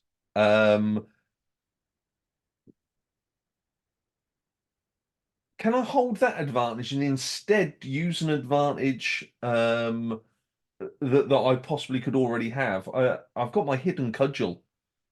It's hidden. Just quickly whip that out and clock him at the side of the head. I would certainly give you fictional positioning to walk up to him without him thinking you're unarmed. And then you'd have advantage to hit him, and you'd still have the confusion for a second advantage if you wanted it. Superb. I'm not particularly great with steel though, but would the first attack be actually subtle? I think the first attack might be subtle. First attack. I mean, you can't keep that going. No. But I think the fictional positioning you've created, I think it's the confusion that gets you up close.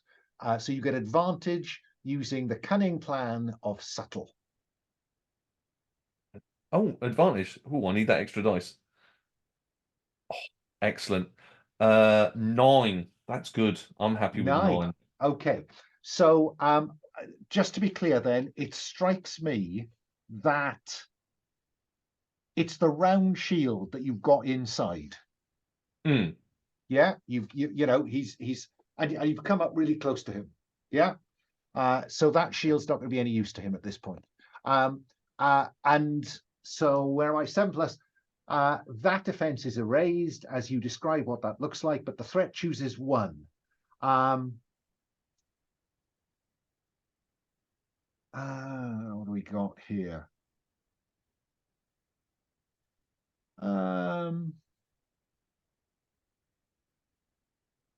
As you come up close and personal to him, he physically changes in an instant into a figure made of roses and thorns, which is enough to put you on the back foot a bit. So you will now, that puts you at disadvantage, that shocking true form. And that, of course, is when we cut to Cadoc and Fynn. You're back together, but not where Black Jel or Aoddan are. Well, I mean, maybe God could lead me to somewhere where I'm needed, maybe in the fight that Black Jel has with this fairy prince. Is that, Paul, is that okay with you? Okay. It would seem to me that you have another hold on enter a scene. I would do that. Then I will scratch Fynn because I'm happy to see him. And then I will say, we'll need to find the other. Oh, follow me. And then we'll. And it's too cool not to have both of you covered by that hole. So, I think, you know, you gallop. We see, you know, Fynn loping along beside the horse. It's all very dramatic. And the first person you see is Aoddan, who has gone ahead while Black Jel holds the fort. Aoddan, what do you do when they just emerge from behind a tree? But you know, Delilah's going at full gallop, and Jose and Fynn is loping along beside. But they weren't on. You know, you didn't see him on the other side of that tree. What do you do, if anything, apart from get out of the way? Yeah, I was going to say, I think he's going to step back out of the way. It takes him by surprise, just because he wasn't expecting them to suddenly appear. But I think other than that, he largely takes it in his stride. But you want to jump on the back of the horse. Maybe I could give you a hand. Certainly. Okay. He'll try and leap So up a onto the. hand comes down, and we see you grab hold of the hand, swing up into the seat on behind Cadoc. I think that requires Aoddan to face a challenge. Certainly. It is a challenge with steel. Yep, that is So fair. I'm fairly confident Cadoc will be all set to help if necessary. Sure thing.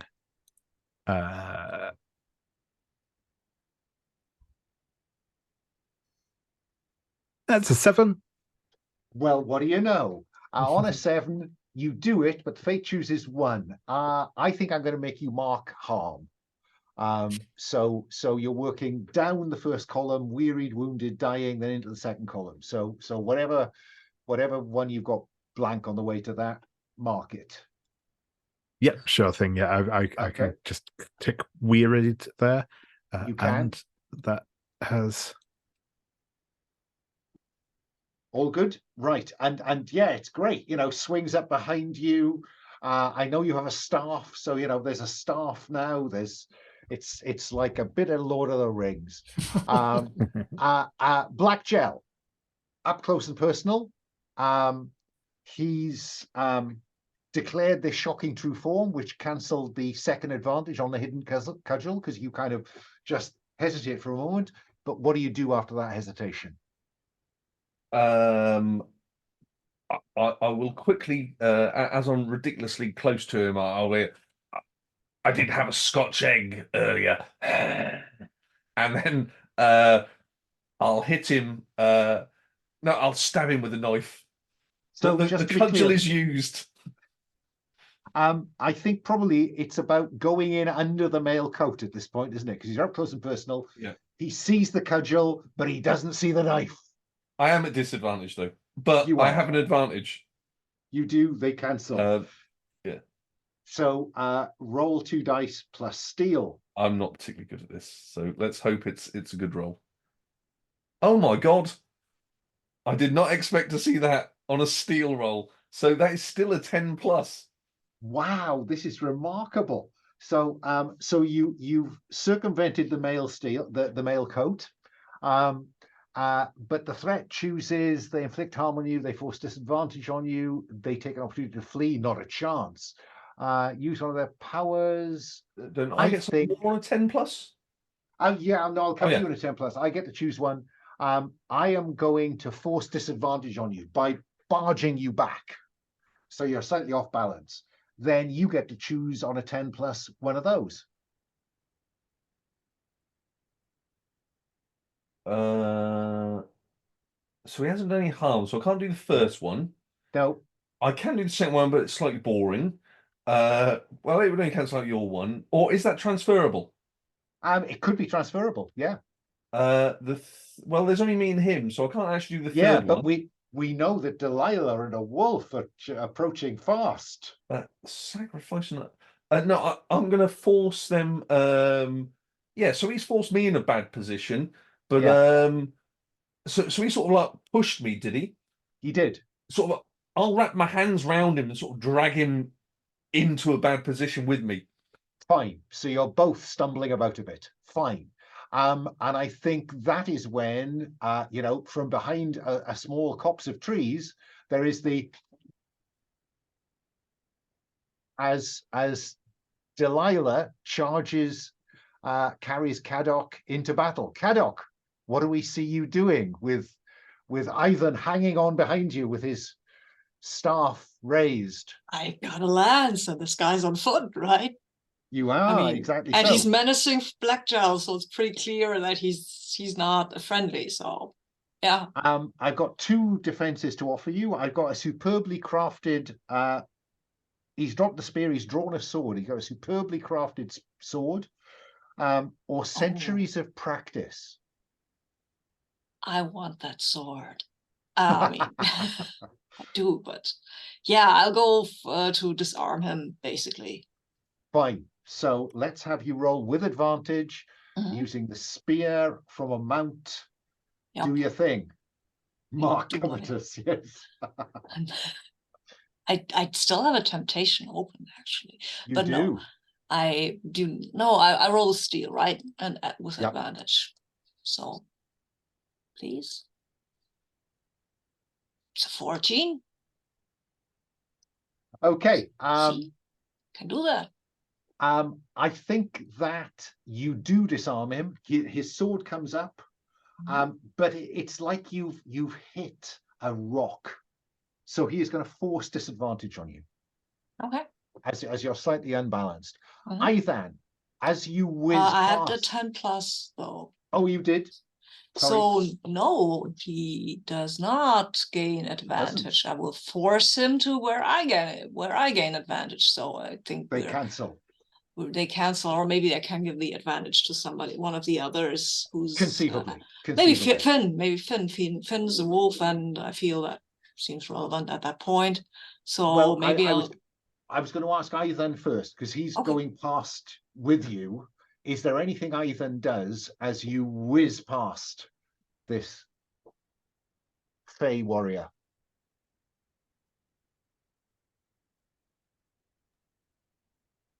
Yeah, I think that as they're galloping past, it's slightly awkwardly kind of holding onto the staff in one hand, trying to cling onto the back of the horse. Eoten is going to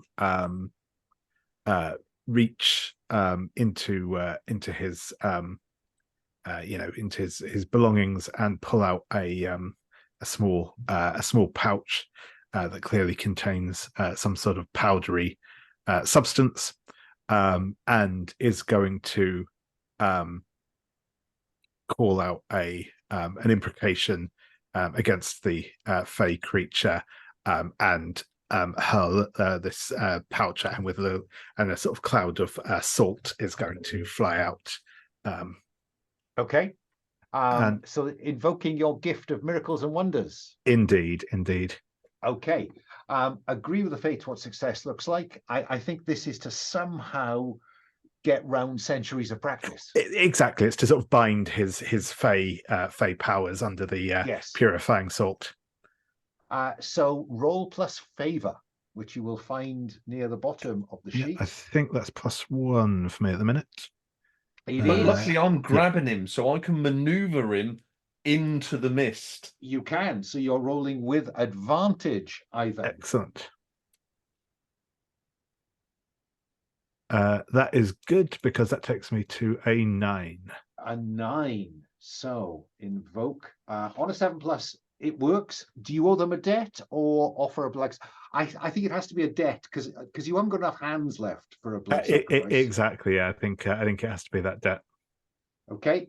On 7 to 9, you choose one, but the fate adds a complication. You attract unwelcome attention. Your gift exceeds your desired effect. Your gift takes more from you than you had expected. Disadvantage or another harm.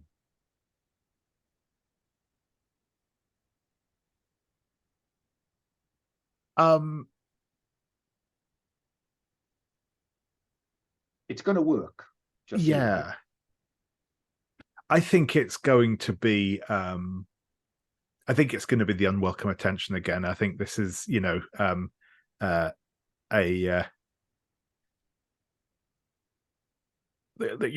think I've breached the laws of fair combat, I think, at this point, by resorting to the bane of salt. Fine. I'm conscious I've just overrun my second hour break. We'll try and resolve this sharpish, if that's okay. So I think it works. That overcomes his final defense. Fynn, do you choose to leap on this Fae warrior and seek to humble him, because he has no defenses left?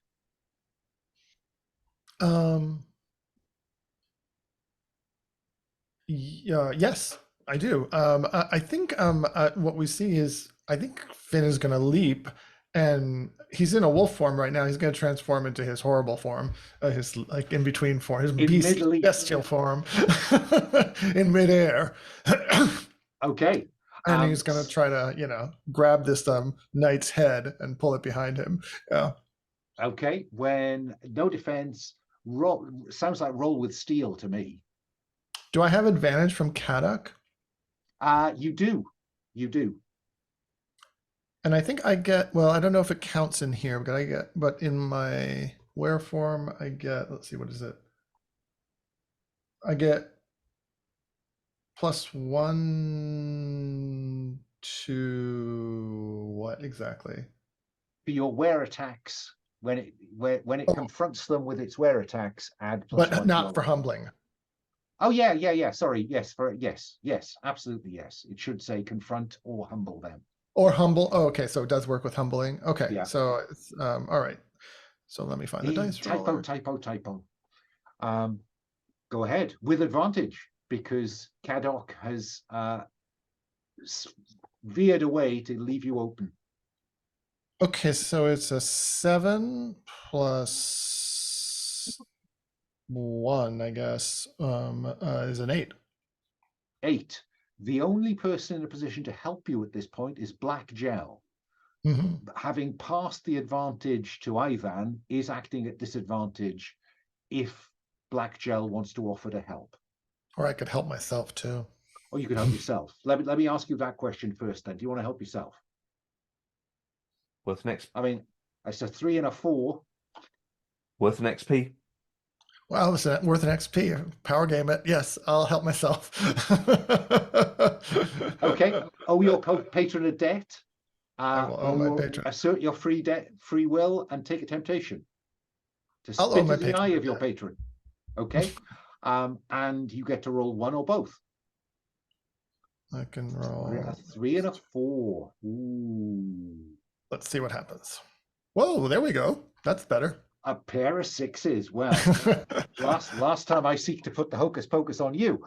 That goes brilliantly. So on a 10 plus, the fate. Well, do they receive your mercy or do you end them? They're in your control. Your choice. So if I were to give them mercy, because we still don't know the source of if we spare them, yeah. If you spare a supernatural threat, they owe you a debt. And I could cash in that jet immediately to try to save the village, right? Somehow. Oh, well, you could do something, yeah. Yeah. I mean, technically, you could cash that in to have them offer you an insight, for instance. So spare them or end them? I'll spare them. Okay. So I think he's just on top. We see Fynn having him by the throat, basically, and the knight has yielded completely. Fine. I think that we'll deal with the second half of that move because you've got a 10 plus after a short break. Shall we? Is 3 minutes long enough? Sure. Or do you need 5? 5, 3? Give me 3. Okay. Back just after 5:15. Oh, 5. Back just after 17 minutes past. See you then. We come back from our commercial break, following straight on from Fynn having transformed into his monstrous feral beast, pinned this Fae warrior to the ground and subdued him, spared his life though. So on 10 plus, he already owes you a debt, or his faction does. The fate says what they give you out of gratitude or what you can take from them or their earthly remains. Describe it, add it to your playbook. A weapon or shield? I think what we see is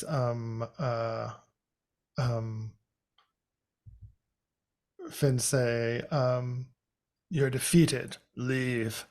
And he goes to pick up his sword from the grass, and Fynn steps on it and says, "This will stay here." No, I need to be careful here because weapon or shield, charm or trophy, insight. It would be dishonorable to pass any such benefit to another hero as they. I know did I not can't earn give it to Cadoc. I know I can't give it to Cadoc. So the sword, you can have it, but Right. it's not going anywhere else. I get it. I get it. And I think I think, you know, when the knight disappears or fades, I have the sword and I go, and I'm thinking to give it to Cadoc, because that was the point. I turned back into my human form, and I turned to Cadoc, and then I realized that I can't give it to him. I was like, yeah, I can't give it up because the sword is bound to me somehow. And then I say, I wish I could give this to you, my friend, but perhaps you'll teach me to use it. I'd be honored to do that. That is a very fine sword, and I think We had established earlier that I can't use a sword very well. it's gone to a worthy man. So yes, of course. So Fynn, if you would add superbly crafted sword bracket disadd until we reach narratively the bit of time has passed you've been trained with it. Okay. Add that to your sheet. Will do. But before he departs, he says, I am in your debt, creature. How would you have me pay it?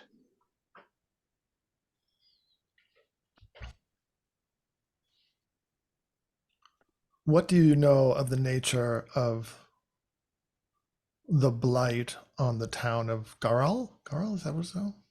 Garwlan. Garwlan.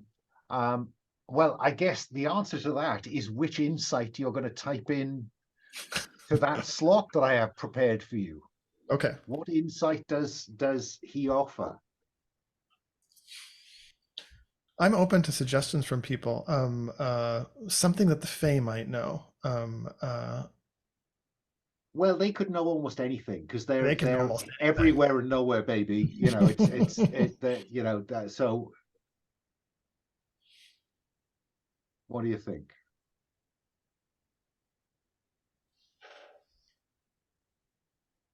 Let me look at the ones we have so far. Sorry. Yeah.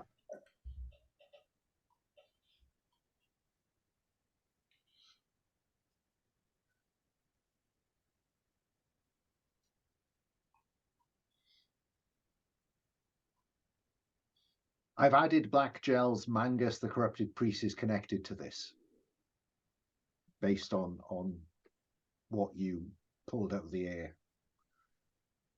I'm going to say the Fae have been disrespected. Fine. Yeah, type that in. Will do. Because that, if you can connect all of those together, folks, you are going to be rolling for a revelation at +3, which is as good as it gets.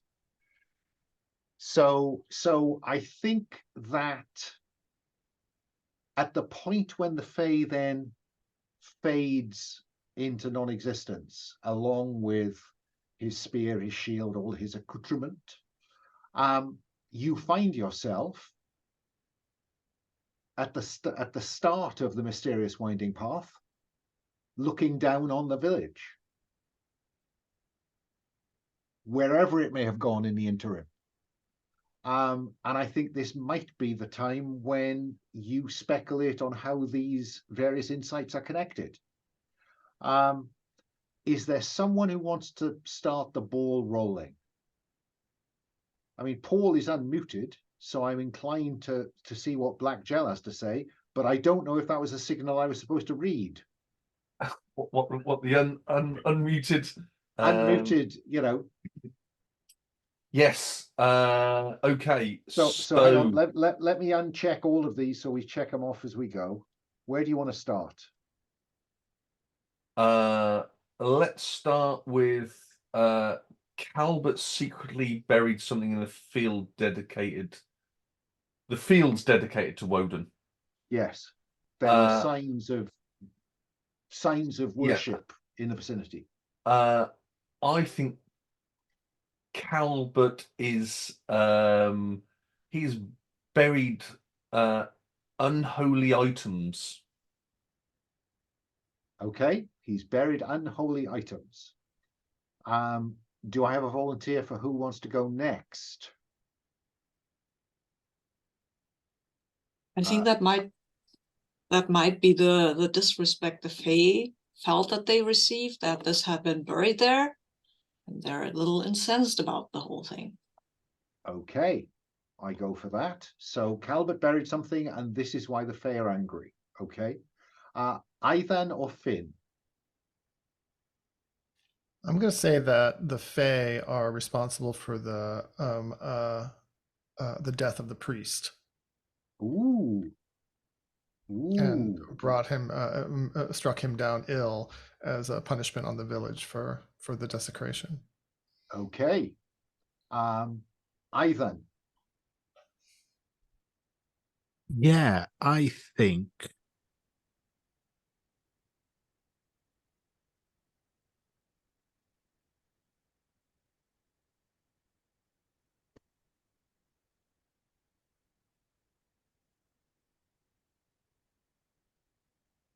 think that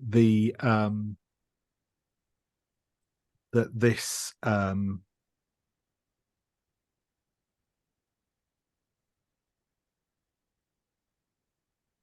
I think that the fact that Woden has designs on the village, I think maybe this angering of the Fae was intentional on the part of Calbert, or at least his patron. So Woden, through means or means unknown, somehow set Calbert to doing what he did. Okay, fine. In order to undermine the village. Okay. Black Jel, let me come back round to you, as we now have an order established.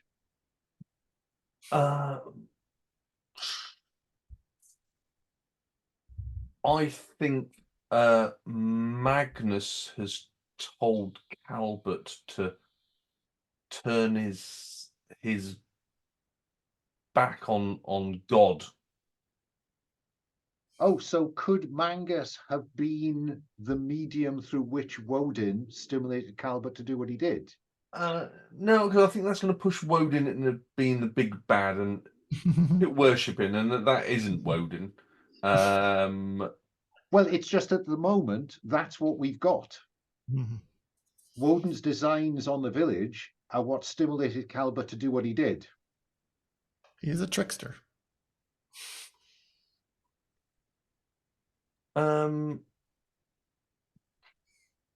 It's difficult now to take that one away. Well, it is, but we're trying to build a big bad, but I don't want the big bad to really be a god that people worship.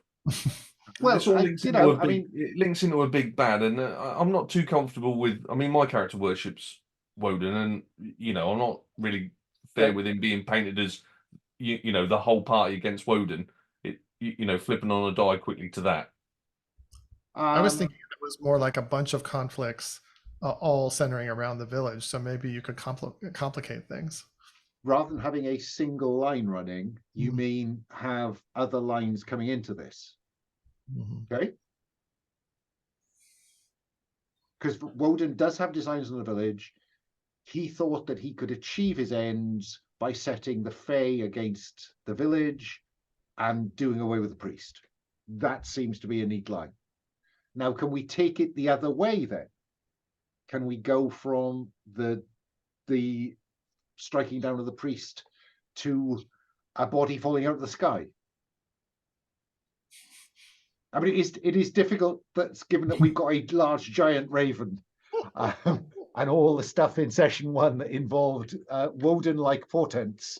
I'm not sure Woden's going to get out of this one scot-free, if I'm honest. Can we have the priest consuming souls? Souls? I'm equally not comfortable with loading this on God again. Maybe we can totally put this on Magnus, who is Magnus may have corrupted the priest. Yes. No, the priest was killed by the Fae. Magnus might have corrupted the guy who buried the thing, because he thought that let's rope Woden into this, and Woden is not particularly interested, maybe. It seems like that Woden has designs on the village, but it's actually more Magnus's interpretation of Woden, right? Yeah, And then we what can about pin that all of then? this on Magnus. Which And is where we want to go, isn't it? And So then Calbert we'll all be fine. Is that okay? Calbert thinks Woden has given him these instructions, but in fact, Woden was Mangus. Yeah, so that takes us to Mangus is connected. That takes me to Cadoc. Some villagers are not distressed by the death. Lady Angharad's family stands against the darkness and consumption of souls. I think I will go with Lady Angharad's family stands against the darkness because they are rather steadfastly Christian, and that won't work with Magnus in the mix. He does not like people who are too faithful to the Christ God and not his interpretation of the Christ God. Okay, so the death of the priest undermines Lady Angharad's stand against the darkness. Yeah, I like that. That, I think, takes us, there's only two left. Fynn, Aoddan, whichever one of you unmutes first gets to have first pick. Aoddan is unmuted. I think we're. I think I'm going to. I think I'm going to go with the consumption of souls. So I think this is I think connected back to Mangus and his fell powers, and I think specifically the obviously, you know, with the Fae are known for sort of both their blessings and their curses, and I think that the village was under the protection of the Fae before they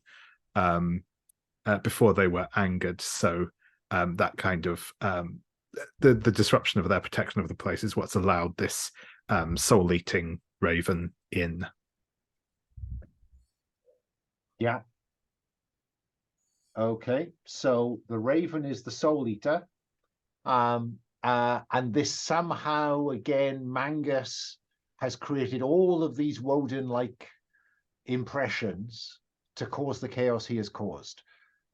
Fynn, last one. Some villagers are not distressed by the death of Maxen, the original heir. The original heir. Yeah, and I think that's because those are probably Saxon villagers who believe that the Christians have taken too much power, and they're willing to let the darkness in if it means the downfall of the Christians. So presumably Calbert has spoken to Mund. Mund has talked to the Saxons. So the Saxons in the village think this is all Woden's work. Right. Good on Woden. Mm-hmm. Whereas we know it's about Mangus. It's Mangus. Now, given that Mangus is not going to be our revelation today because he has to wait until our finale, we now get to roll on the revelation move. Let's hope you were right, because this is going to be a complex weaving if this needs to be reweaved. So revelation, when the heroes agree the insights they've gained, blah, blah, blah, speculate on the correct to connect and reveal the darkness, roll plus the number of insights they can link together. David, because you've not been with us before for one of these, I think you should have all the pressure. So 2d6 plus plus 3 is what you're at. That is an 11. Okay. The heroes are correct and frame the scene in which they will confront the darkness they have revealed. So let's frame our scene for our climactic confrontation then. Pardon me. Who would like to identify who or what embodies the darkness? Who wants to make a suggestion and see whether the table goes for it? Ivan, I don't know if you're still unmuted or whether if that's a legacy unmute or you are keen. Yeah, that was mostly legacy, but also I think I think in the interests of keeping it simple, as it were, I think maybe as we are kind of putting the pieces together, that's maybe when we see like the giant form of the raven swooping down on us. The Raven. Okay. Who wants to suggest where and when you will confront it? Right here, right now, or somewhere else? Black Jel.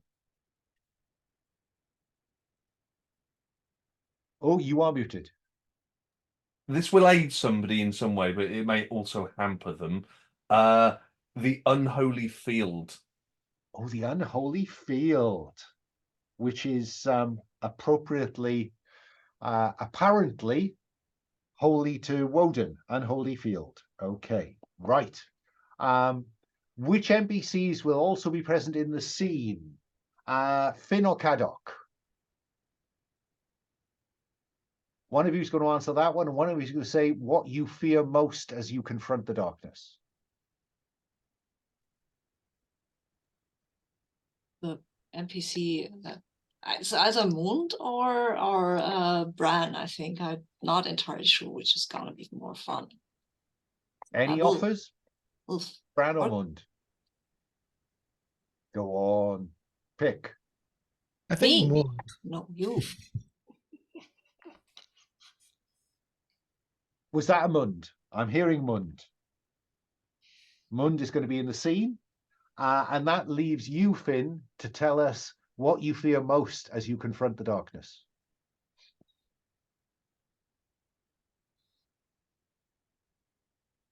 I think what Fynn fears most is that the darkness contained in this monstrous bird, even after its death, will continue in some form. We'll just release it to transform into some new horror. Okay, so it's good. You may not be able to end it, Right. or the root of it. Yeah, that seems very fair. Okay, so I think yes, as Ivan says, yonder raven, and even with one eye, Black Jel, this is a very big raven, and it's sweeping down towards that pasture where Calvert keeps his grazing animals. And there in the middle of the field, you will see Mund, who's already convinced that Woden is coming because of you, Black Jel, are a portent and a sign. And so what I'm seeing, I think, is the four of you, racing down the slope towards Mund, the field, and the apparent destination of the Raven. Cadoc, you are aboard Delilah if you want to be, so you are likely to be there first. What is your intention? I will save this troublesome priest, only to kill him later if I can, but I think he needs to be struck down by the sword of God, not this ungodly thing, right? So yeah. Okay. Sadly, as you leap over the dry stone wall around this pasture on Delilah, you become conscious of this cloying aura.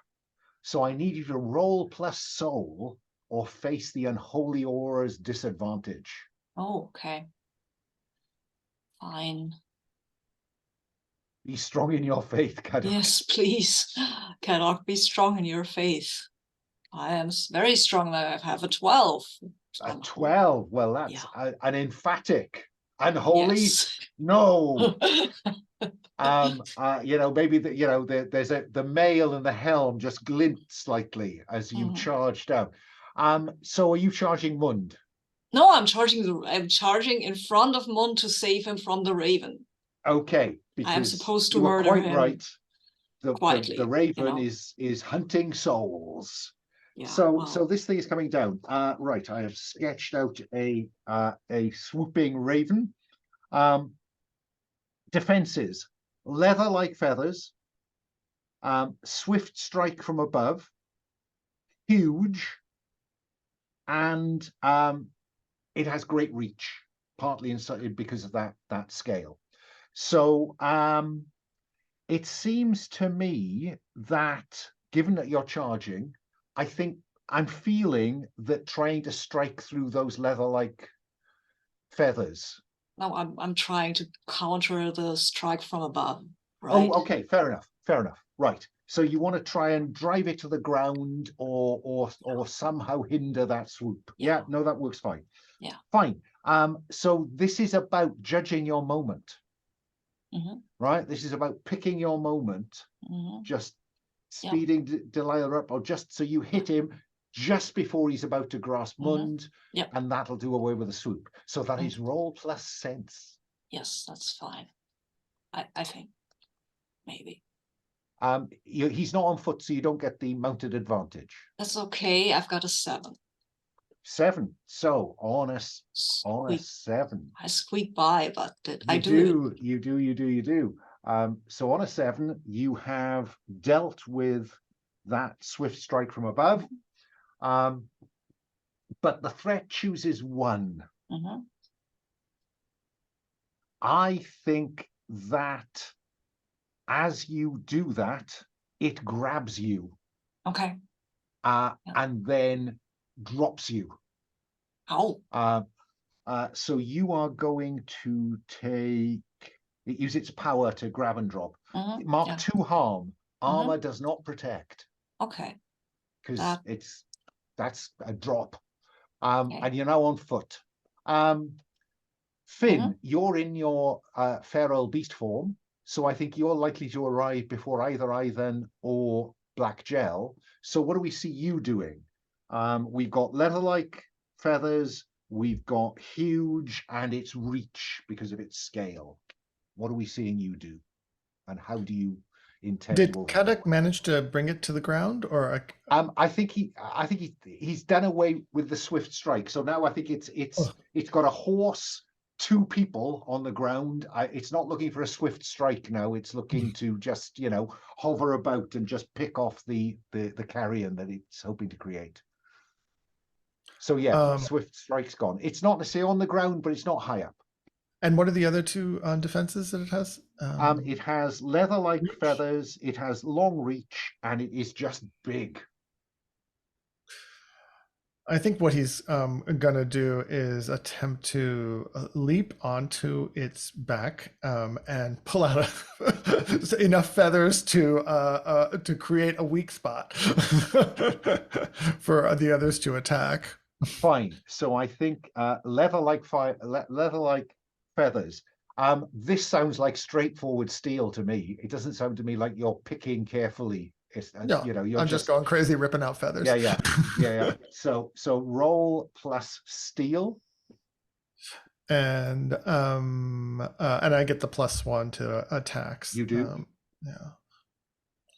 So that's 10. Oh wow! Right. Okay. I get a lot of feathers out. You do. You're doing harm here. I don't think it's appropriate that they inflict harm on you. But I think they do force disadvantage on you.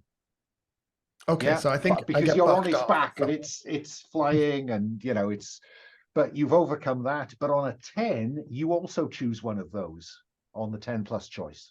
Oh, let me see. It didn't attack you, so that doesn't make sense. You're not really trying to block an attack. So I think you're probably describing how you do away with that disadvantage and create an advantage. I think what happens is in the bucking, Fynn is thrown to the ground, but when he looks up, he's looking straight up at the underbelly of the bird, which is also vulnerable. Fine. Okay. Black Jel, I'm not sure you have anything that could attack it from a distance, so I'm going to go to Aoddan first, because Aoddan might unleash something from a distance, but I don't know that. Aoddan, what do you do?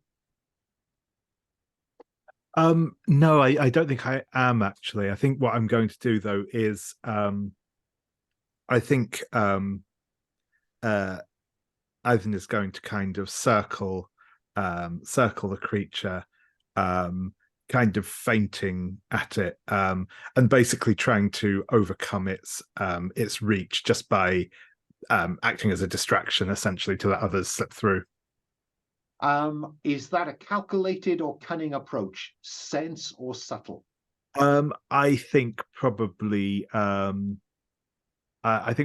subtle feels the closest for this.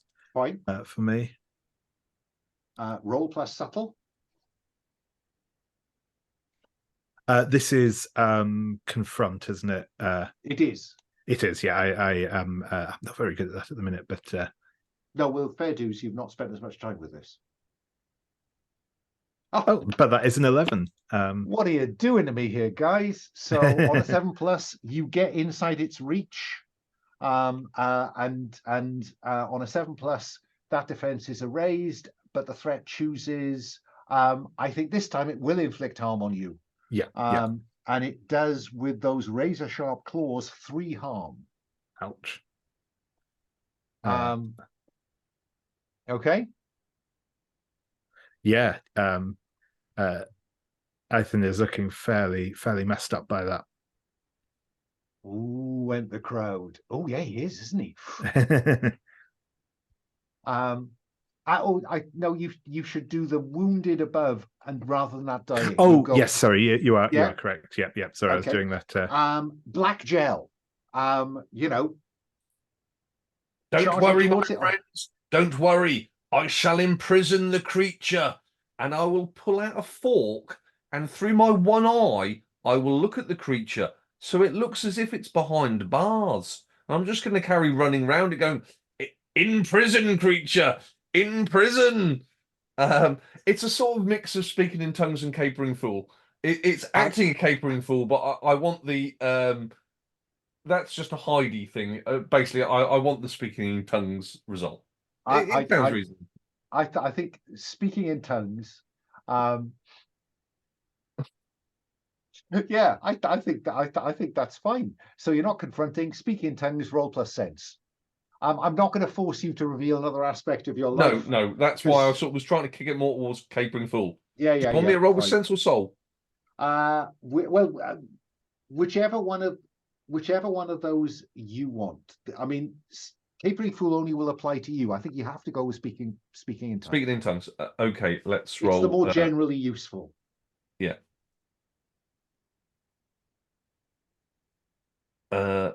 6, 7, 8, 9.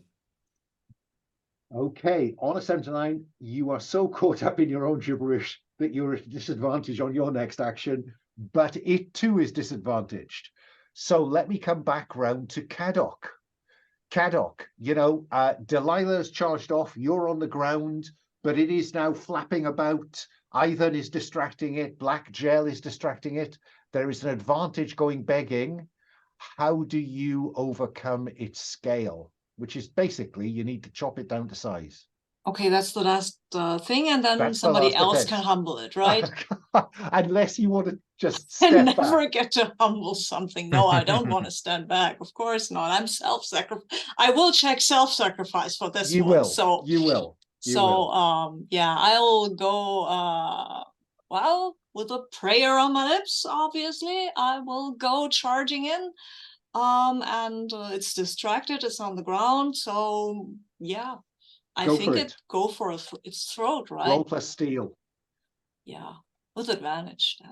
Yeah, maybe it won't work. Oh, but it does. It's a 12. Oh wow. Okay, let me think. What's it going to do to you? I think that it is going to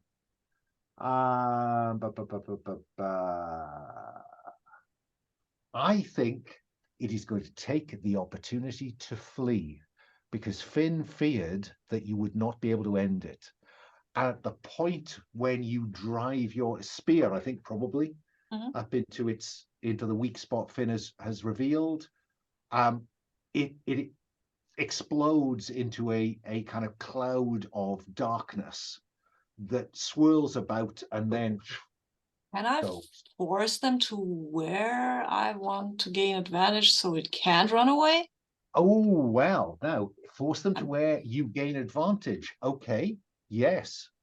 So I Does think somebody I think go I'll on? just keep my spear in that, even if it explodes in my face. Right. So it's impaled this Mhm. power. These souls are impaled on this spear. Yes. I'm going to go to Aoddan because it seems to me that you can see as these this darkness congeals, you can see screaming faces in there. These are the souls it has consumed. You're the closest we got to anybody who's interested in souls. Aoddan, what do you do?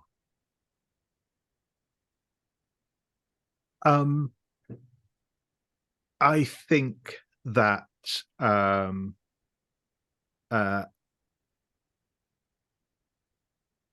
Ethan is going to call out to the souls. Again, he'll be speaking Brythonic, and will again, he'll probably like sing a song that's designed to kind of give release to their souls. And does this sound like, I mean, it's kind of banish. It is probably kind of like a sort of keening funeral dirge type song. Okay. So invoke your miracles and wonders, I think. Yeah. When you call in your patron to empower, roll plus favor. That is a 3. So I think I will help myself on that one. Is there any way for us to help or no? I don't think so, not with a miracle or a wonder.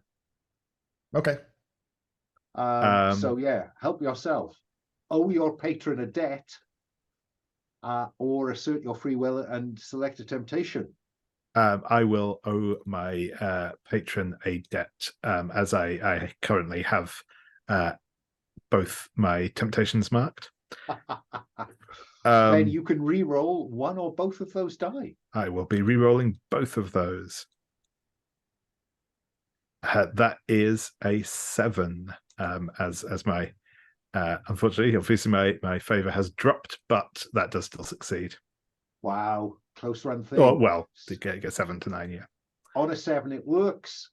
You succeed. Owe your god a debt, or mark 1 harm as a blood sacrifice. Take your pick. It's got to be the blood sacrifice there, I think. Okay. On 7 to 9, you choose, but the fate adds a complication. You attract unwelcome attention. Your gift exceeds your desired effect. I think your gift exceeds your desired effect. Not only are you able to release those souls to their various afterlives, but you also release the force, the consuming creature that Cadoc had impaled. And so the fear that Fynn had, it goes. And suddenly quiet. And Mund is there on his knees looking at all of this. Yeah. And Awesome. I'm inclined to say that is where we will cut this episode and we'll pick up the aftermath next time. Yeah? Sure thing, yeah. Given that we've got like 5 minutes to go, which will leave us time for a quick stars and wishes, if you are agreeable. I wish I knew how we managed to do that as well, Sabine. So, okay, so in the order I can see you, let me begin with Jose. Any stars, any wishes? Yes, definitely. Paul, stars, so many details. I don't know which is my favorite. It's hard to pick one. But I think the dribbling over your back into his hair was probably my favorite moment. Although the fork was a close second. David, lovely to have you with us. I love the equanimity of your character in front of all the chaos that we throw. It's something that's much needed. Sabine, my favorite was you charging to my rescue on Delilah, and then picking up Ivan onto her back as well. So that was my favorite scene there. Alan, as always, amazing job weaving this all together, because we do create a lot of chaos, the four of us. So I appreciate you there to navigate all of that. Thanks. Thank you. I'll come back to you for any wishes. Let me go to Paul next. Such an easy group of people to play with. There was no rubbing up anybody. Everybody just sort of went with the flow of it. Sabine, yeah, let's have a meal in the house, and if we want to wake, let's have a wake. You're more than happy with that. David, yeah, sure, jump on my back, let's go. Even if I do drool in your hair. And Fynn, never eat shit. Just don't do it, mate. Just never eat shit. Mushrooms grow in shit. Well, they grow in it. You still don't eat it. Yeah, such a fun episode and fun people to play with. Enjoyed. And Alan, as Jose said, hard thing to weave us four together. Managed it with a plume. So thank you. Sabine, any stars? I'll come back for wishes. Yeah, I have lots of stars for the session. I also have one special star for Paul, so now I know how to pronounce the word plume. That is that I didn't know before. So I learned something, and I will forget it probably, but no, never mind. Anyway, session. Yeah, this was a fun session. I really liked Fynn charging around as a wolf, and also the whole guano episode was like, oh, and now he's kind of tizzy. That was lovely, and of course, like Black Jel, always a joy to watch when he starts to gibber and caper. That's a lot of fun, and I like Ethan's mystical, how everything turns mystical somehow. Ethan opens his mouth and spirits everywhere. It's mystic. Wow, I feel that he has some kind of fog cloud that accompanies him all the time, sort of. Yeah, and what I really liked about the whole thing with the mystery, that we could talk about who we wanted to be the bad, and that we wouldn't that what we got all could say, I don't really want my god to be the one who's responsible for the whole thing, because it would be kind of like so and we found a compromise that worked for everyone. I like that very much. So yeah, that was some very creative stuff. Finally, David, any stars? Yeah, no, definitely stars around. It was a really good session. The guano tasting was definitely a great introduction to Fynn. But no, it was cool as well. Yeah, to see kind of the Finn's kind of comfort with sort of shape changing and see that come up was really cool. I'm glad that was sort of. We got to see that. I really liked the Gel's turning the funeral into a wake thing was really cool. It was a nice, like I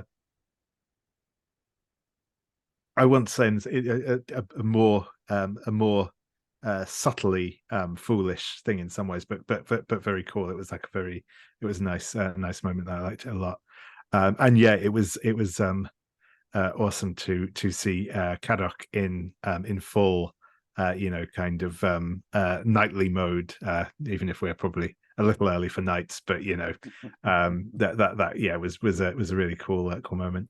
And again, Alan, it was a great fun session. I think I'm really enjoying the help yourself move. I like how that kind of plays out. It's a really neat mechanic. I think I like that a lot. Thank you. Stars all round, folks. I thought it was a cracking session. And yeah, and it's not difficult to weave chaos into more chaos, you know. And that was great joy. Let us just go back around and see if there are any specific wishes for next time.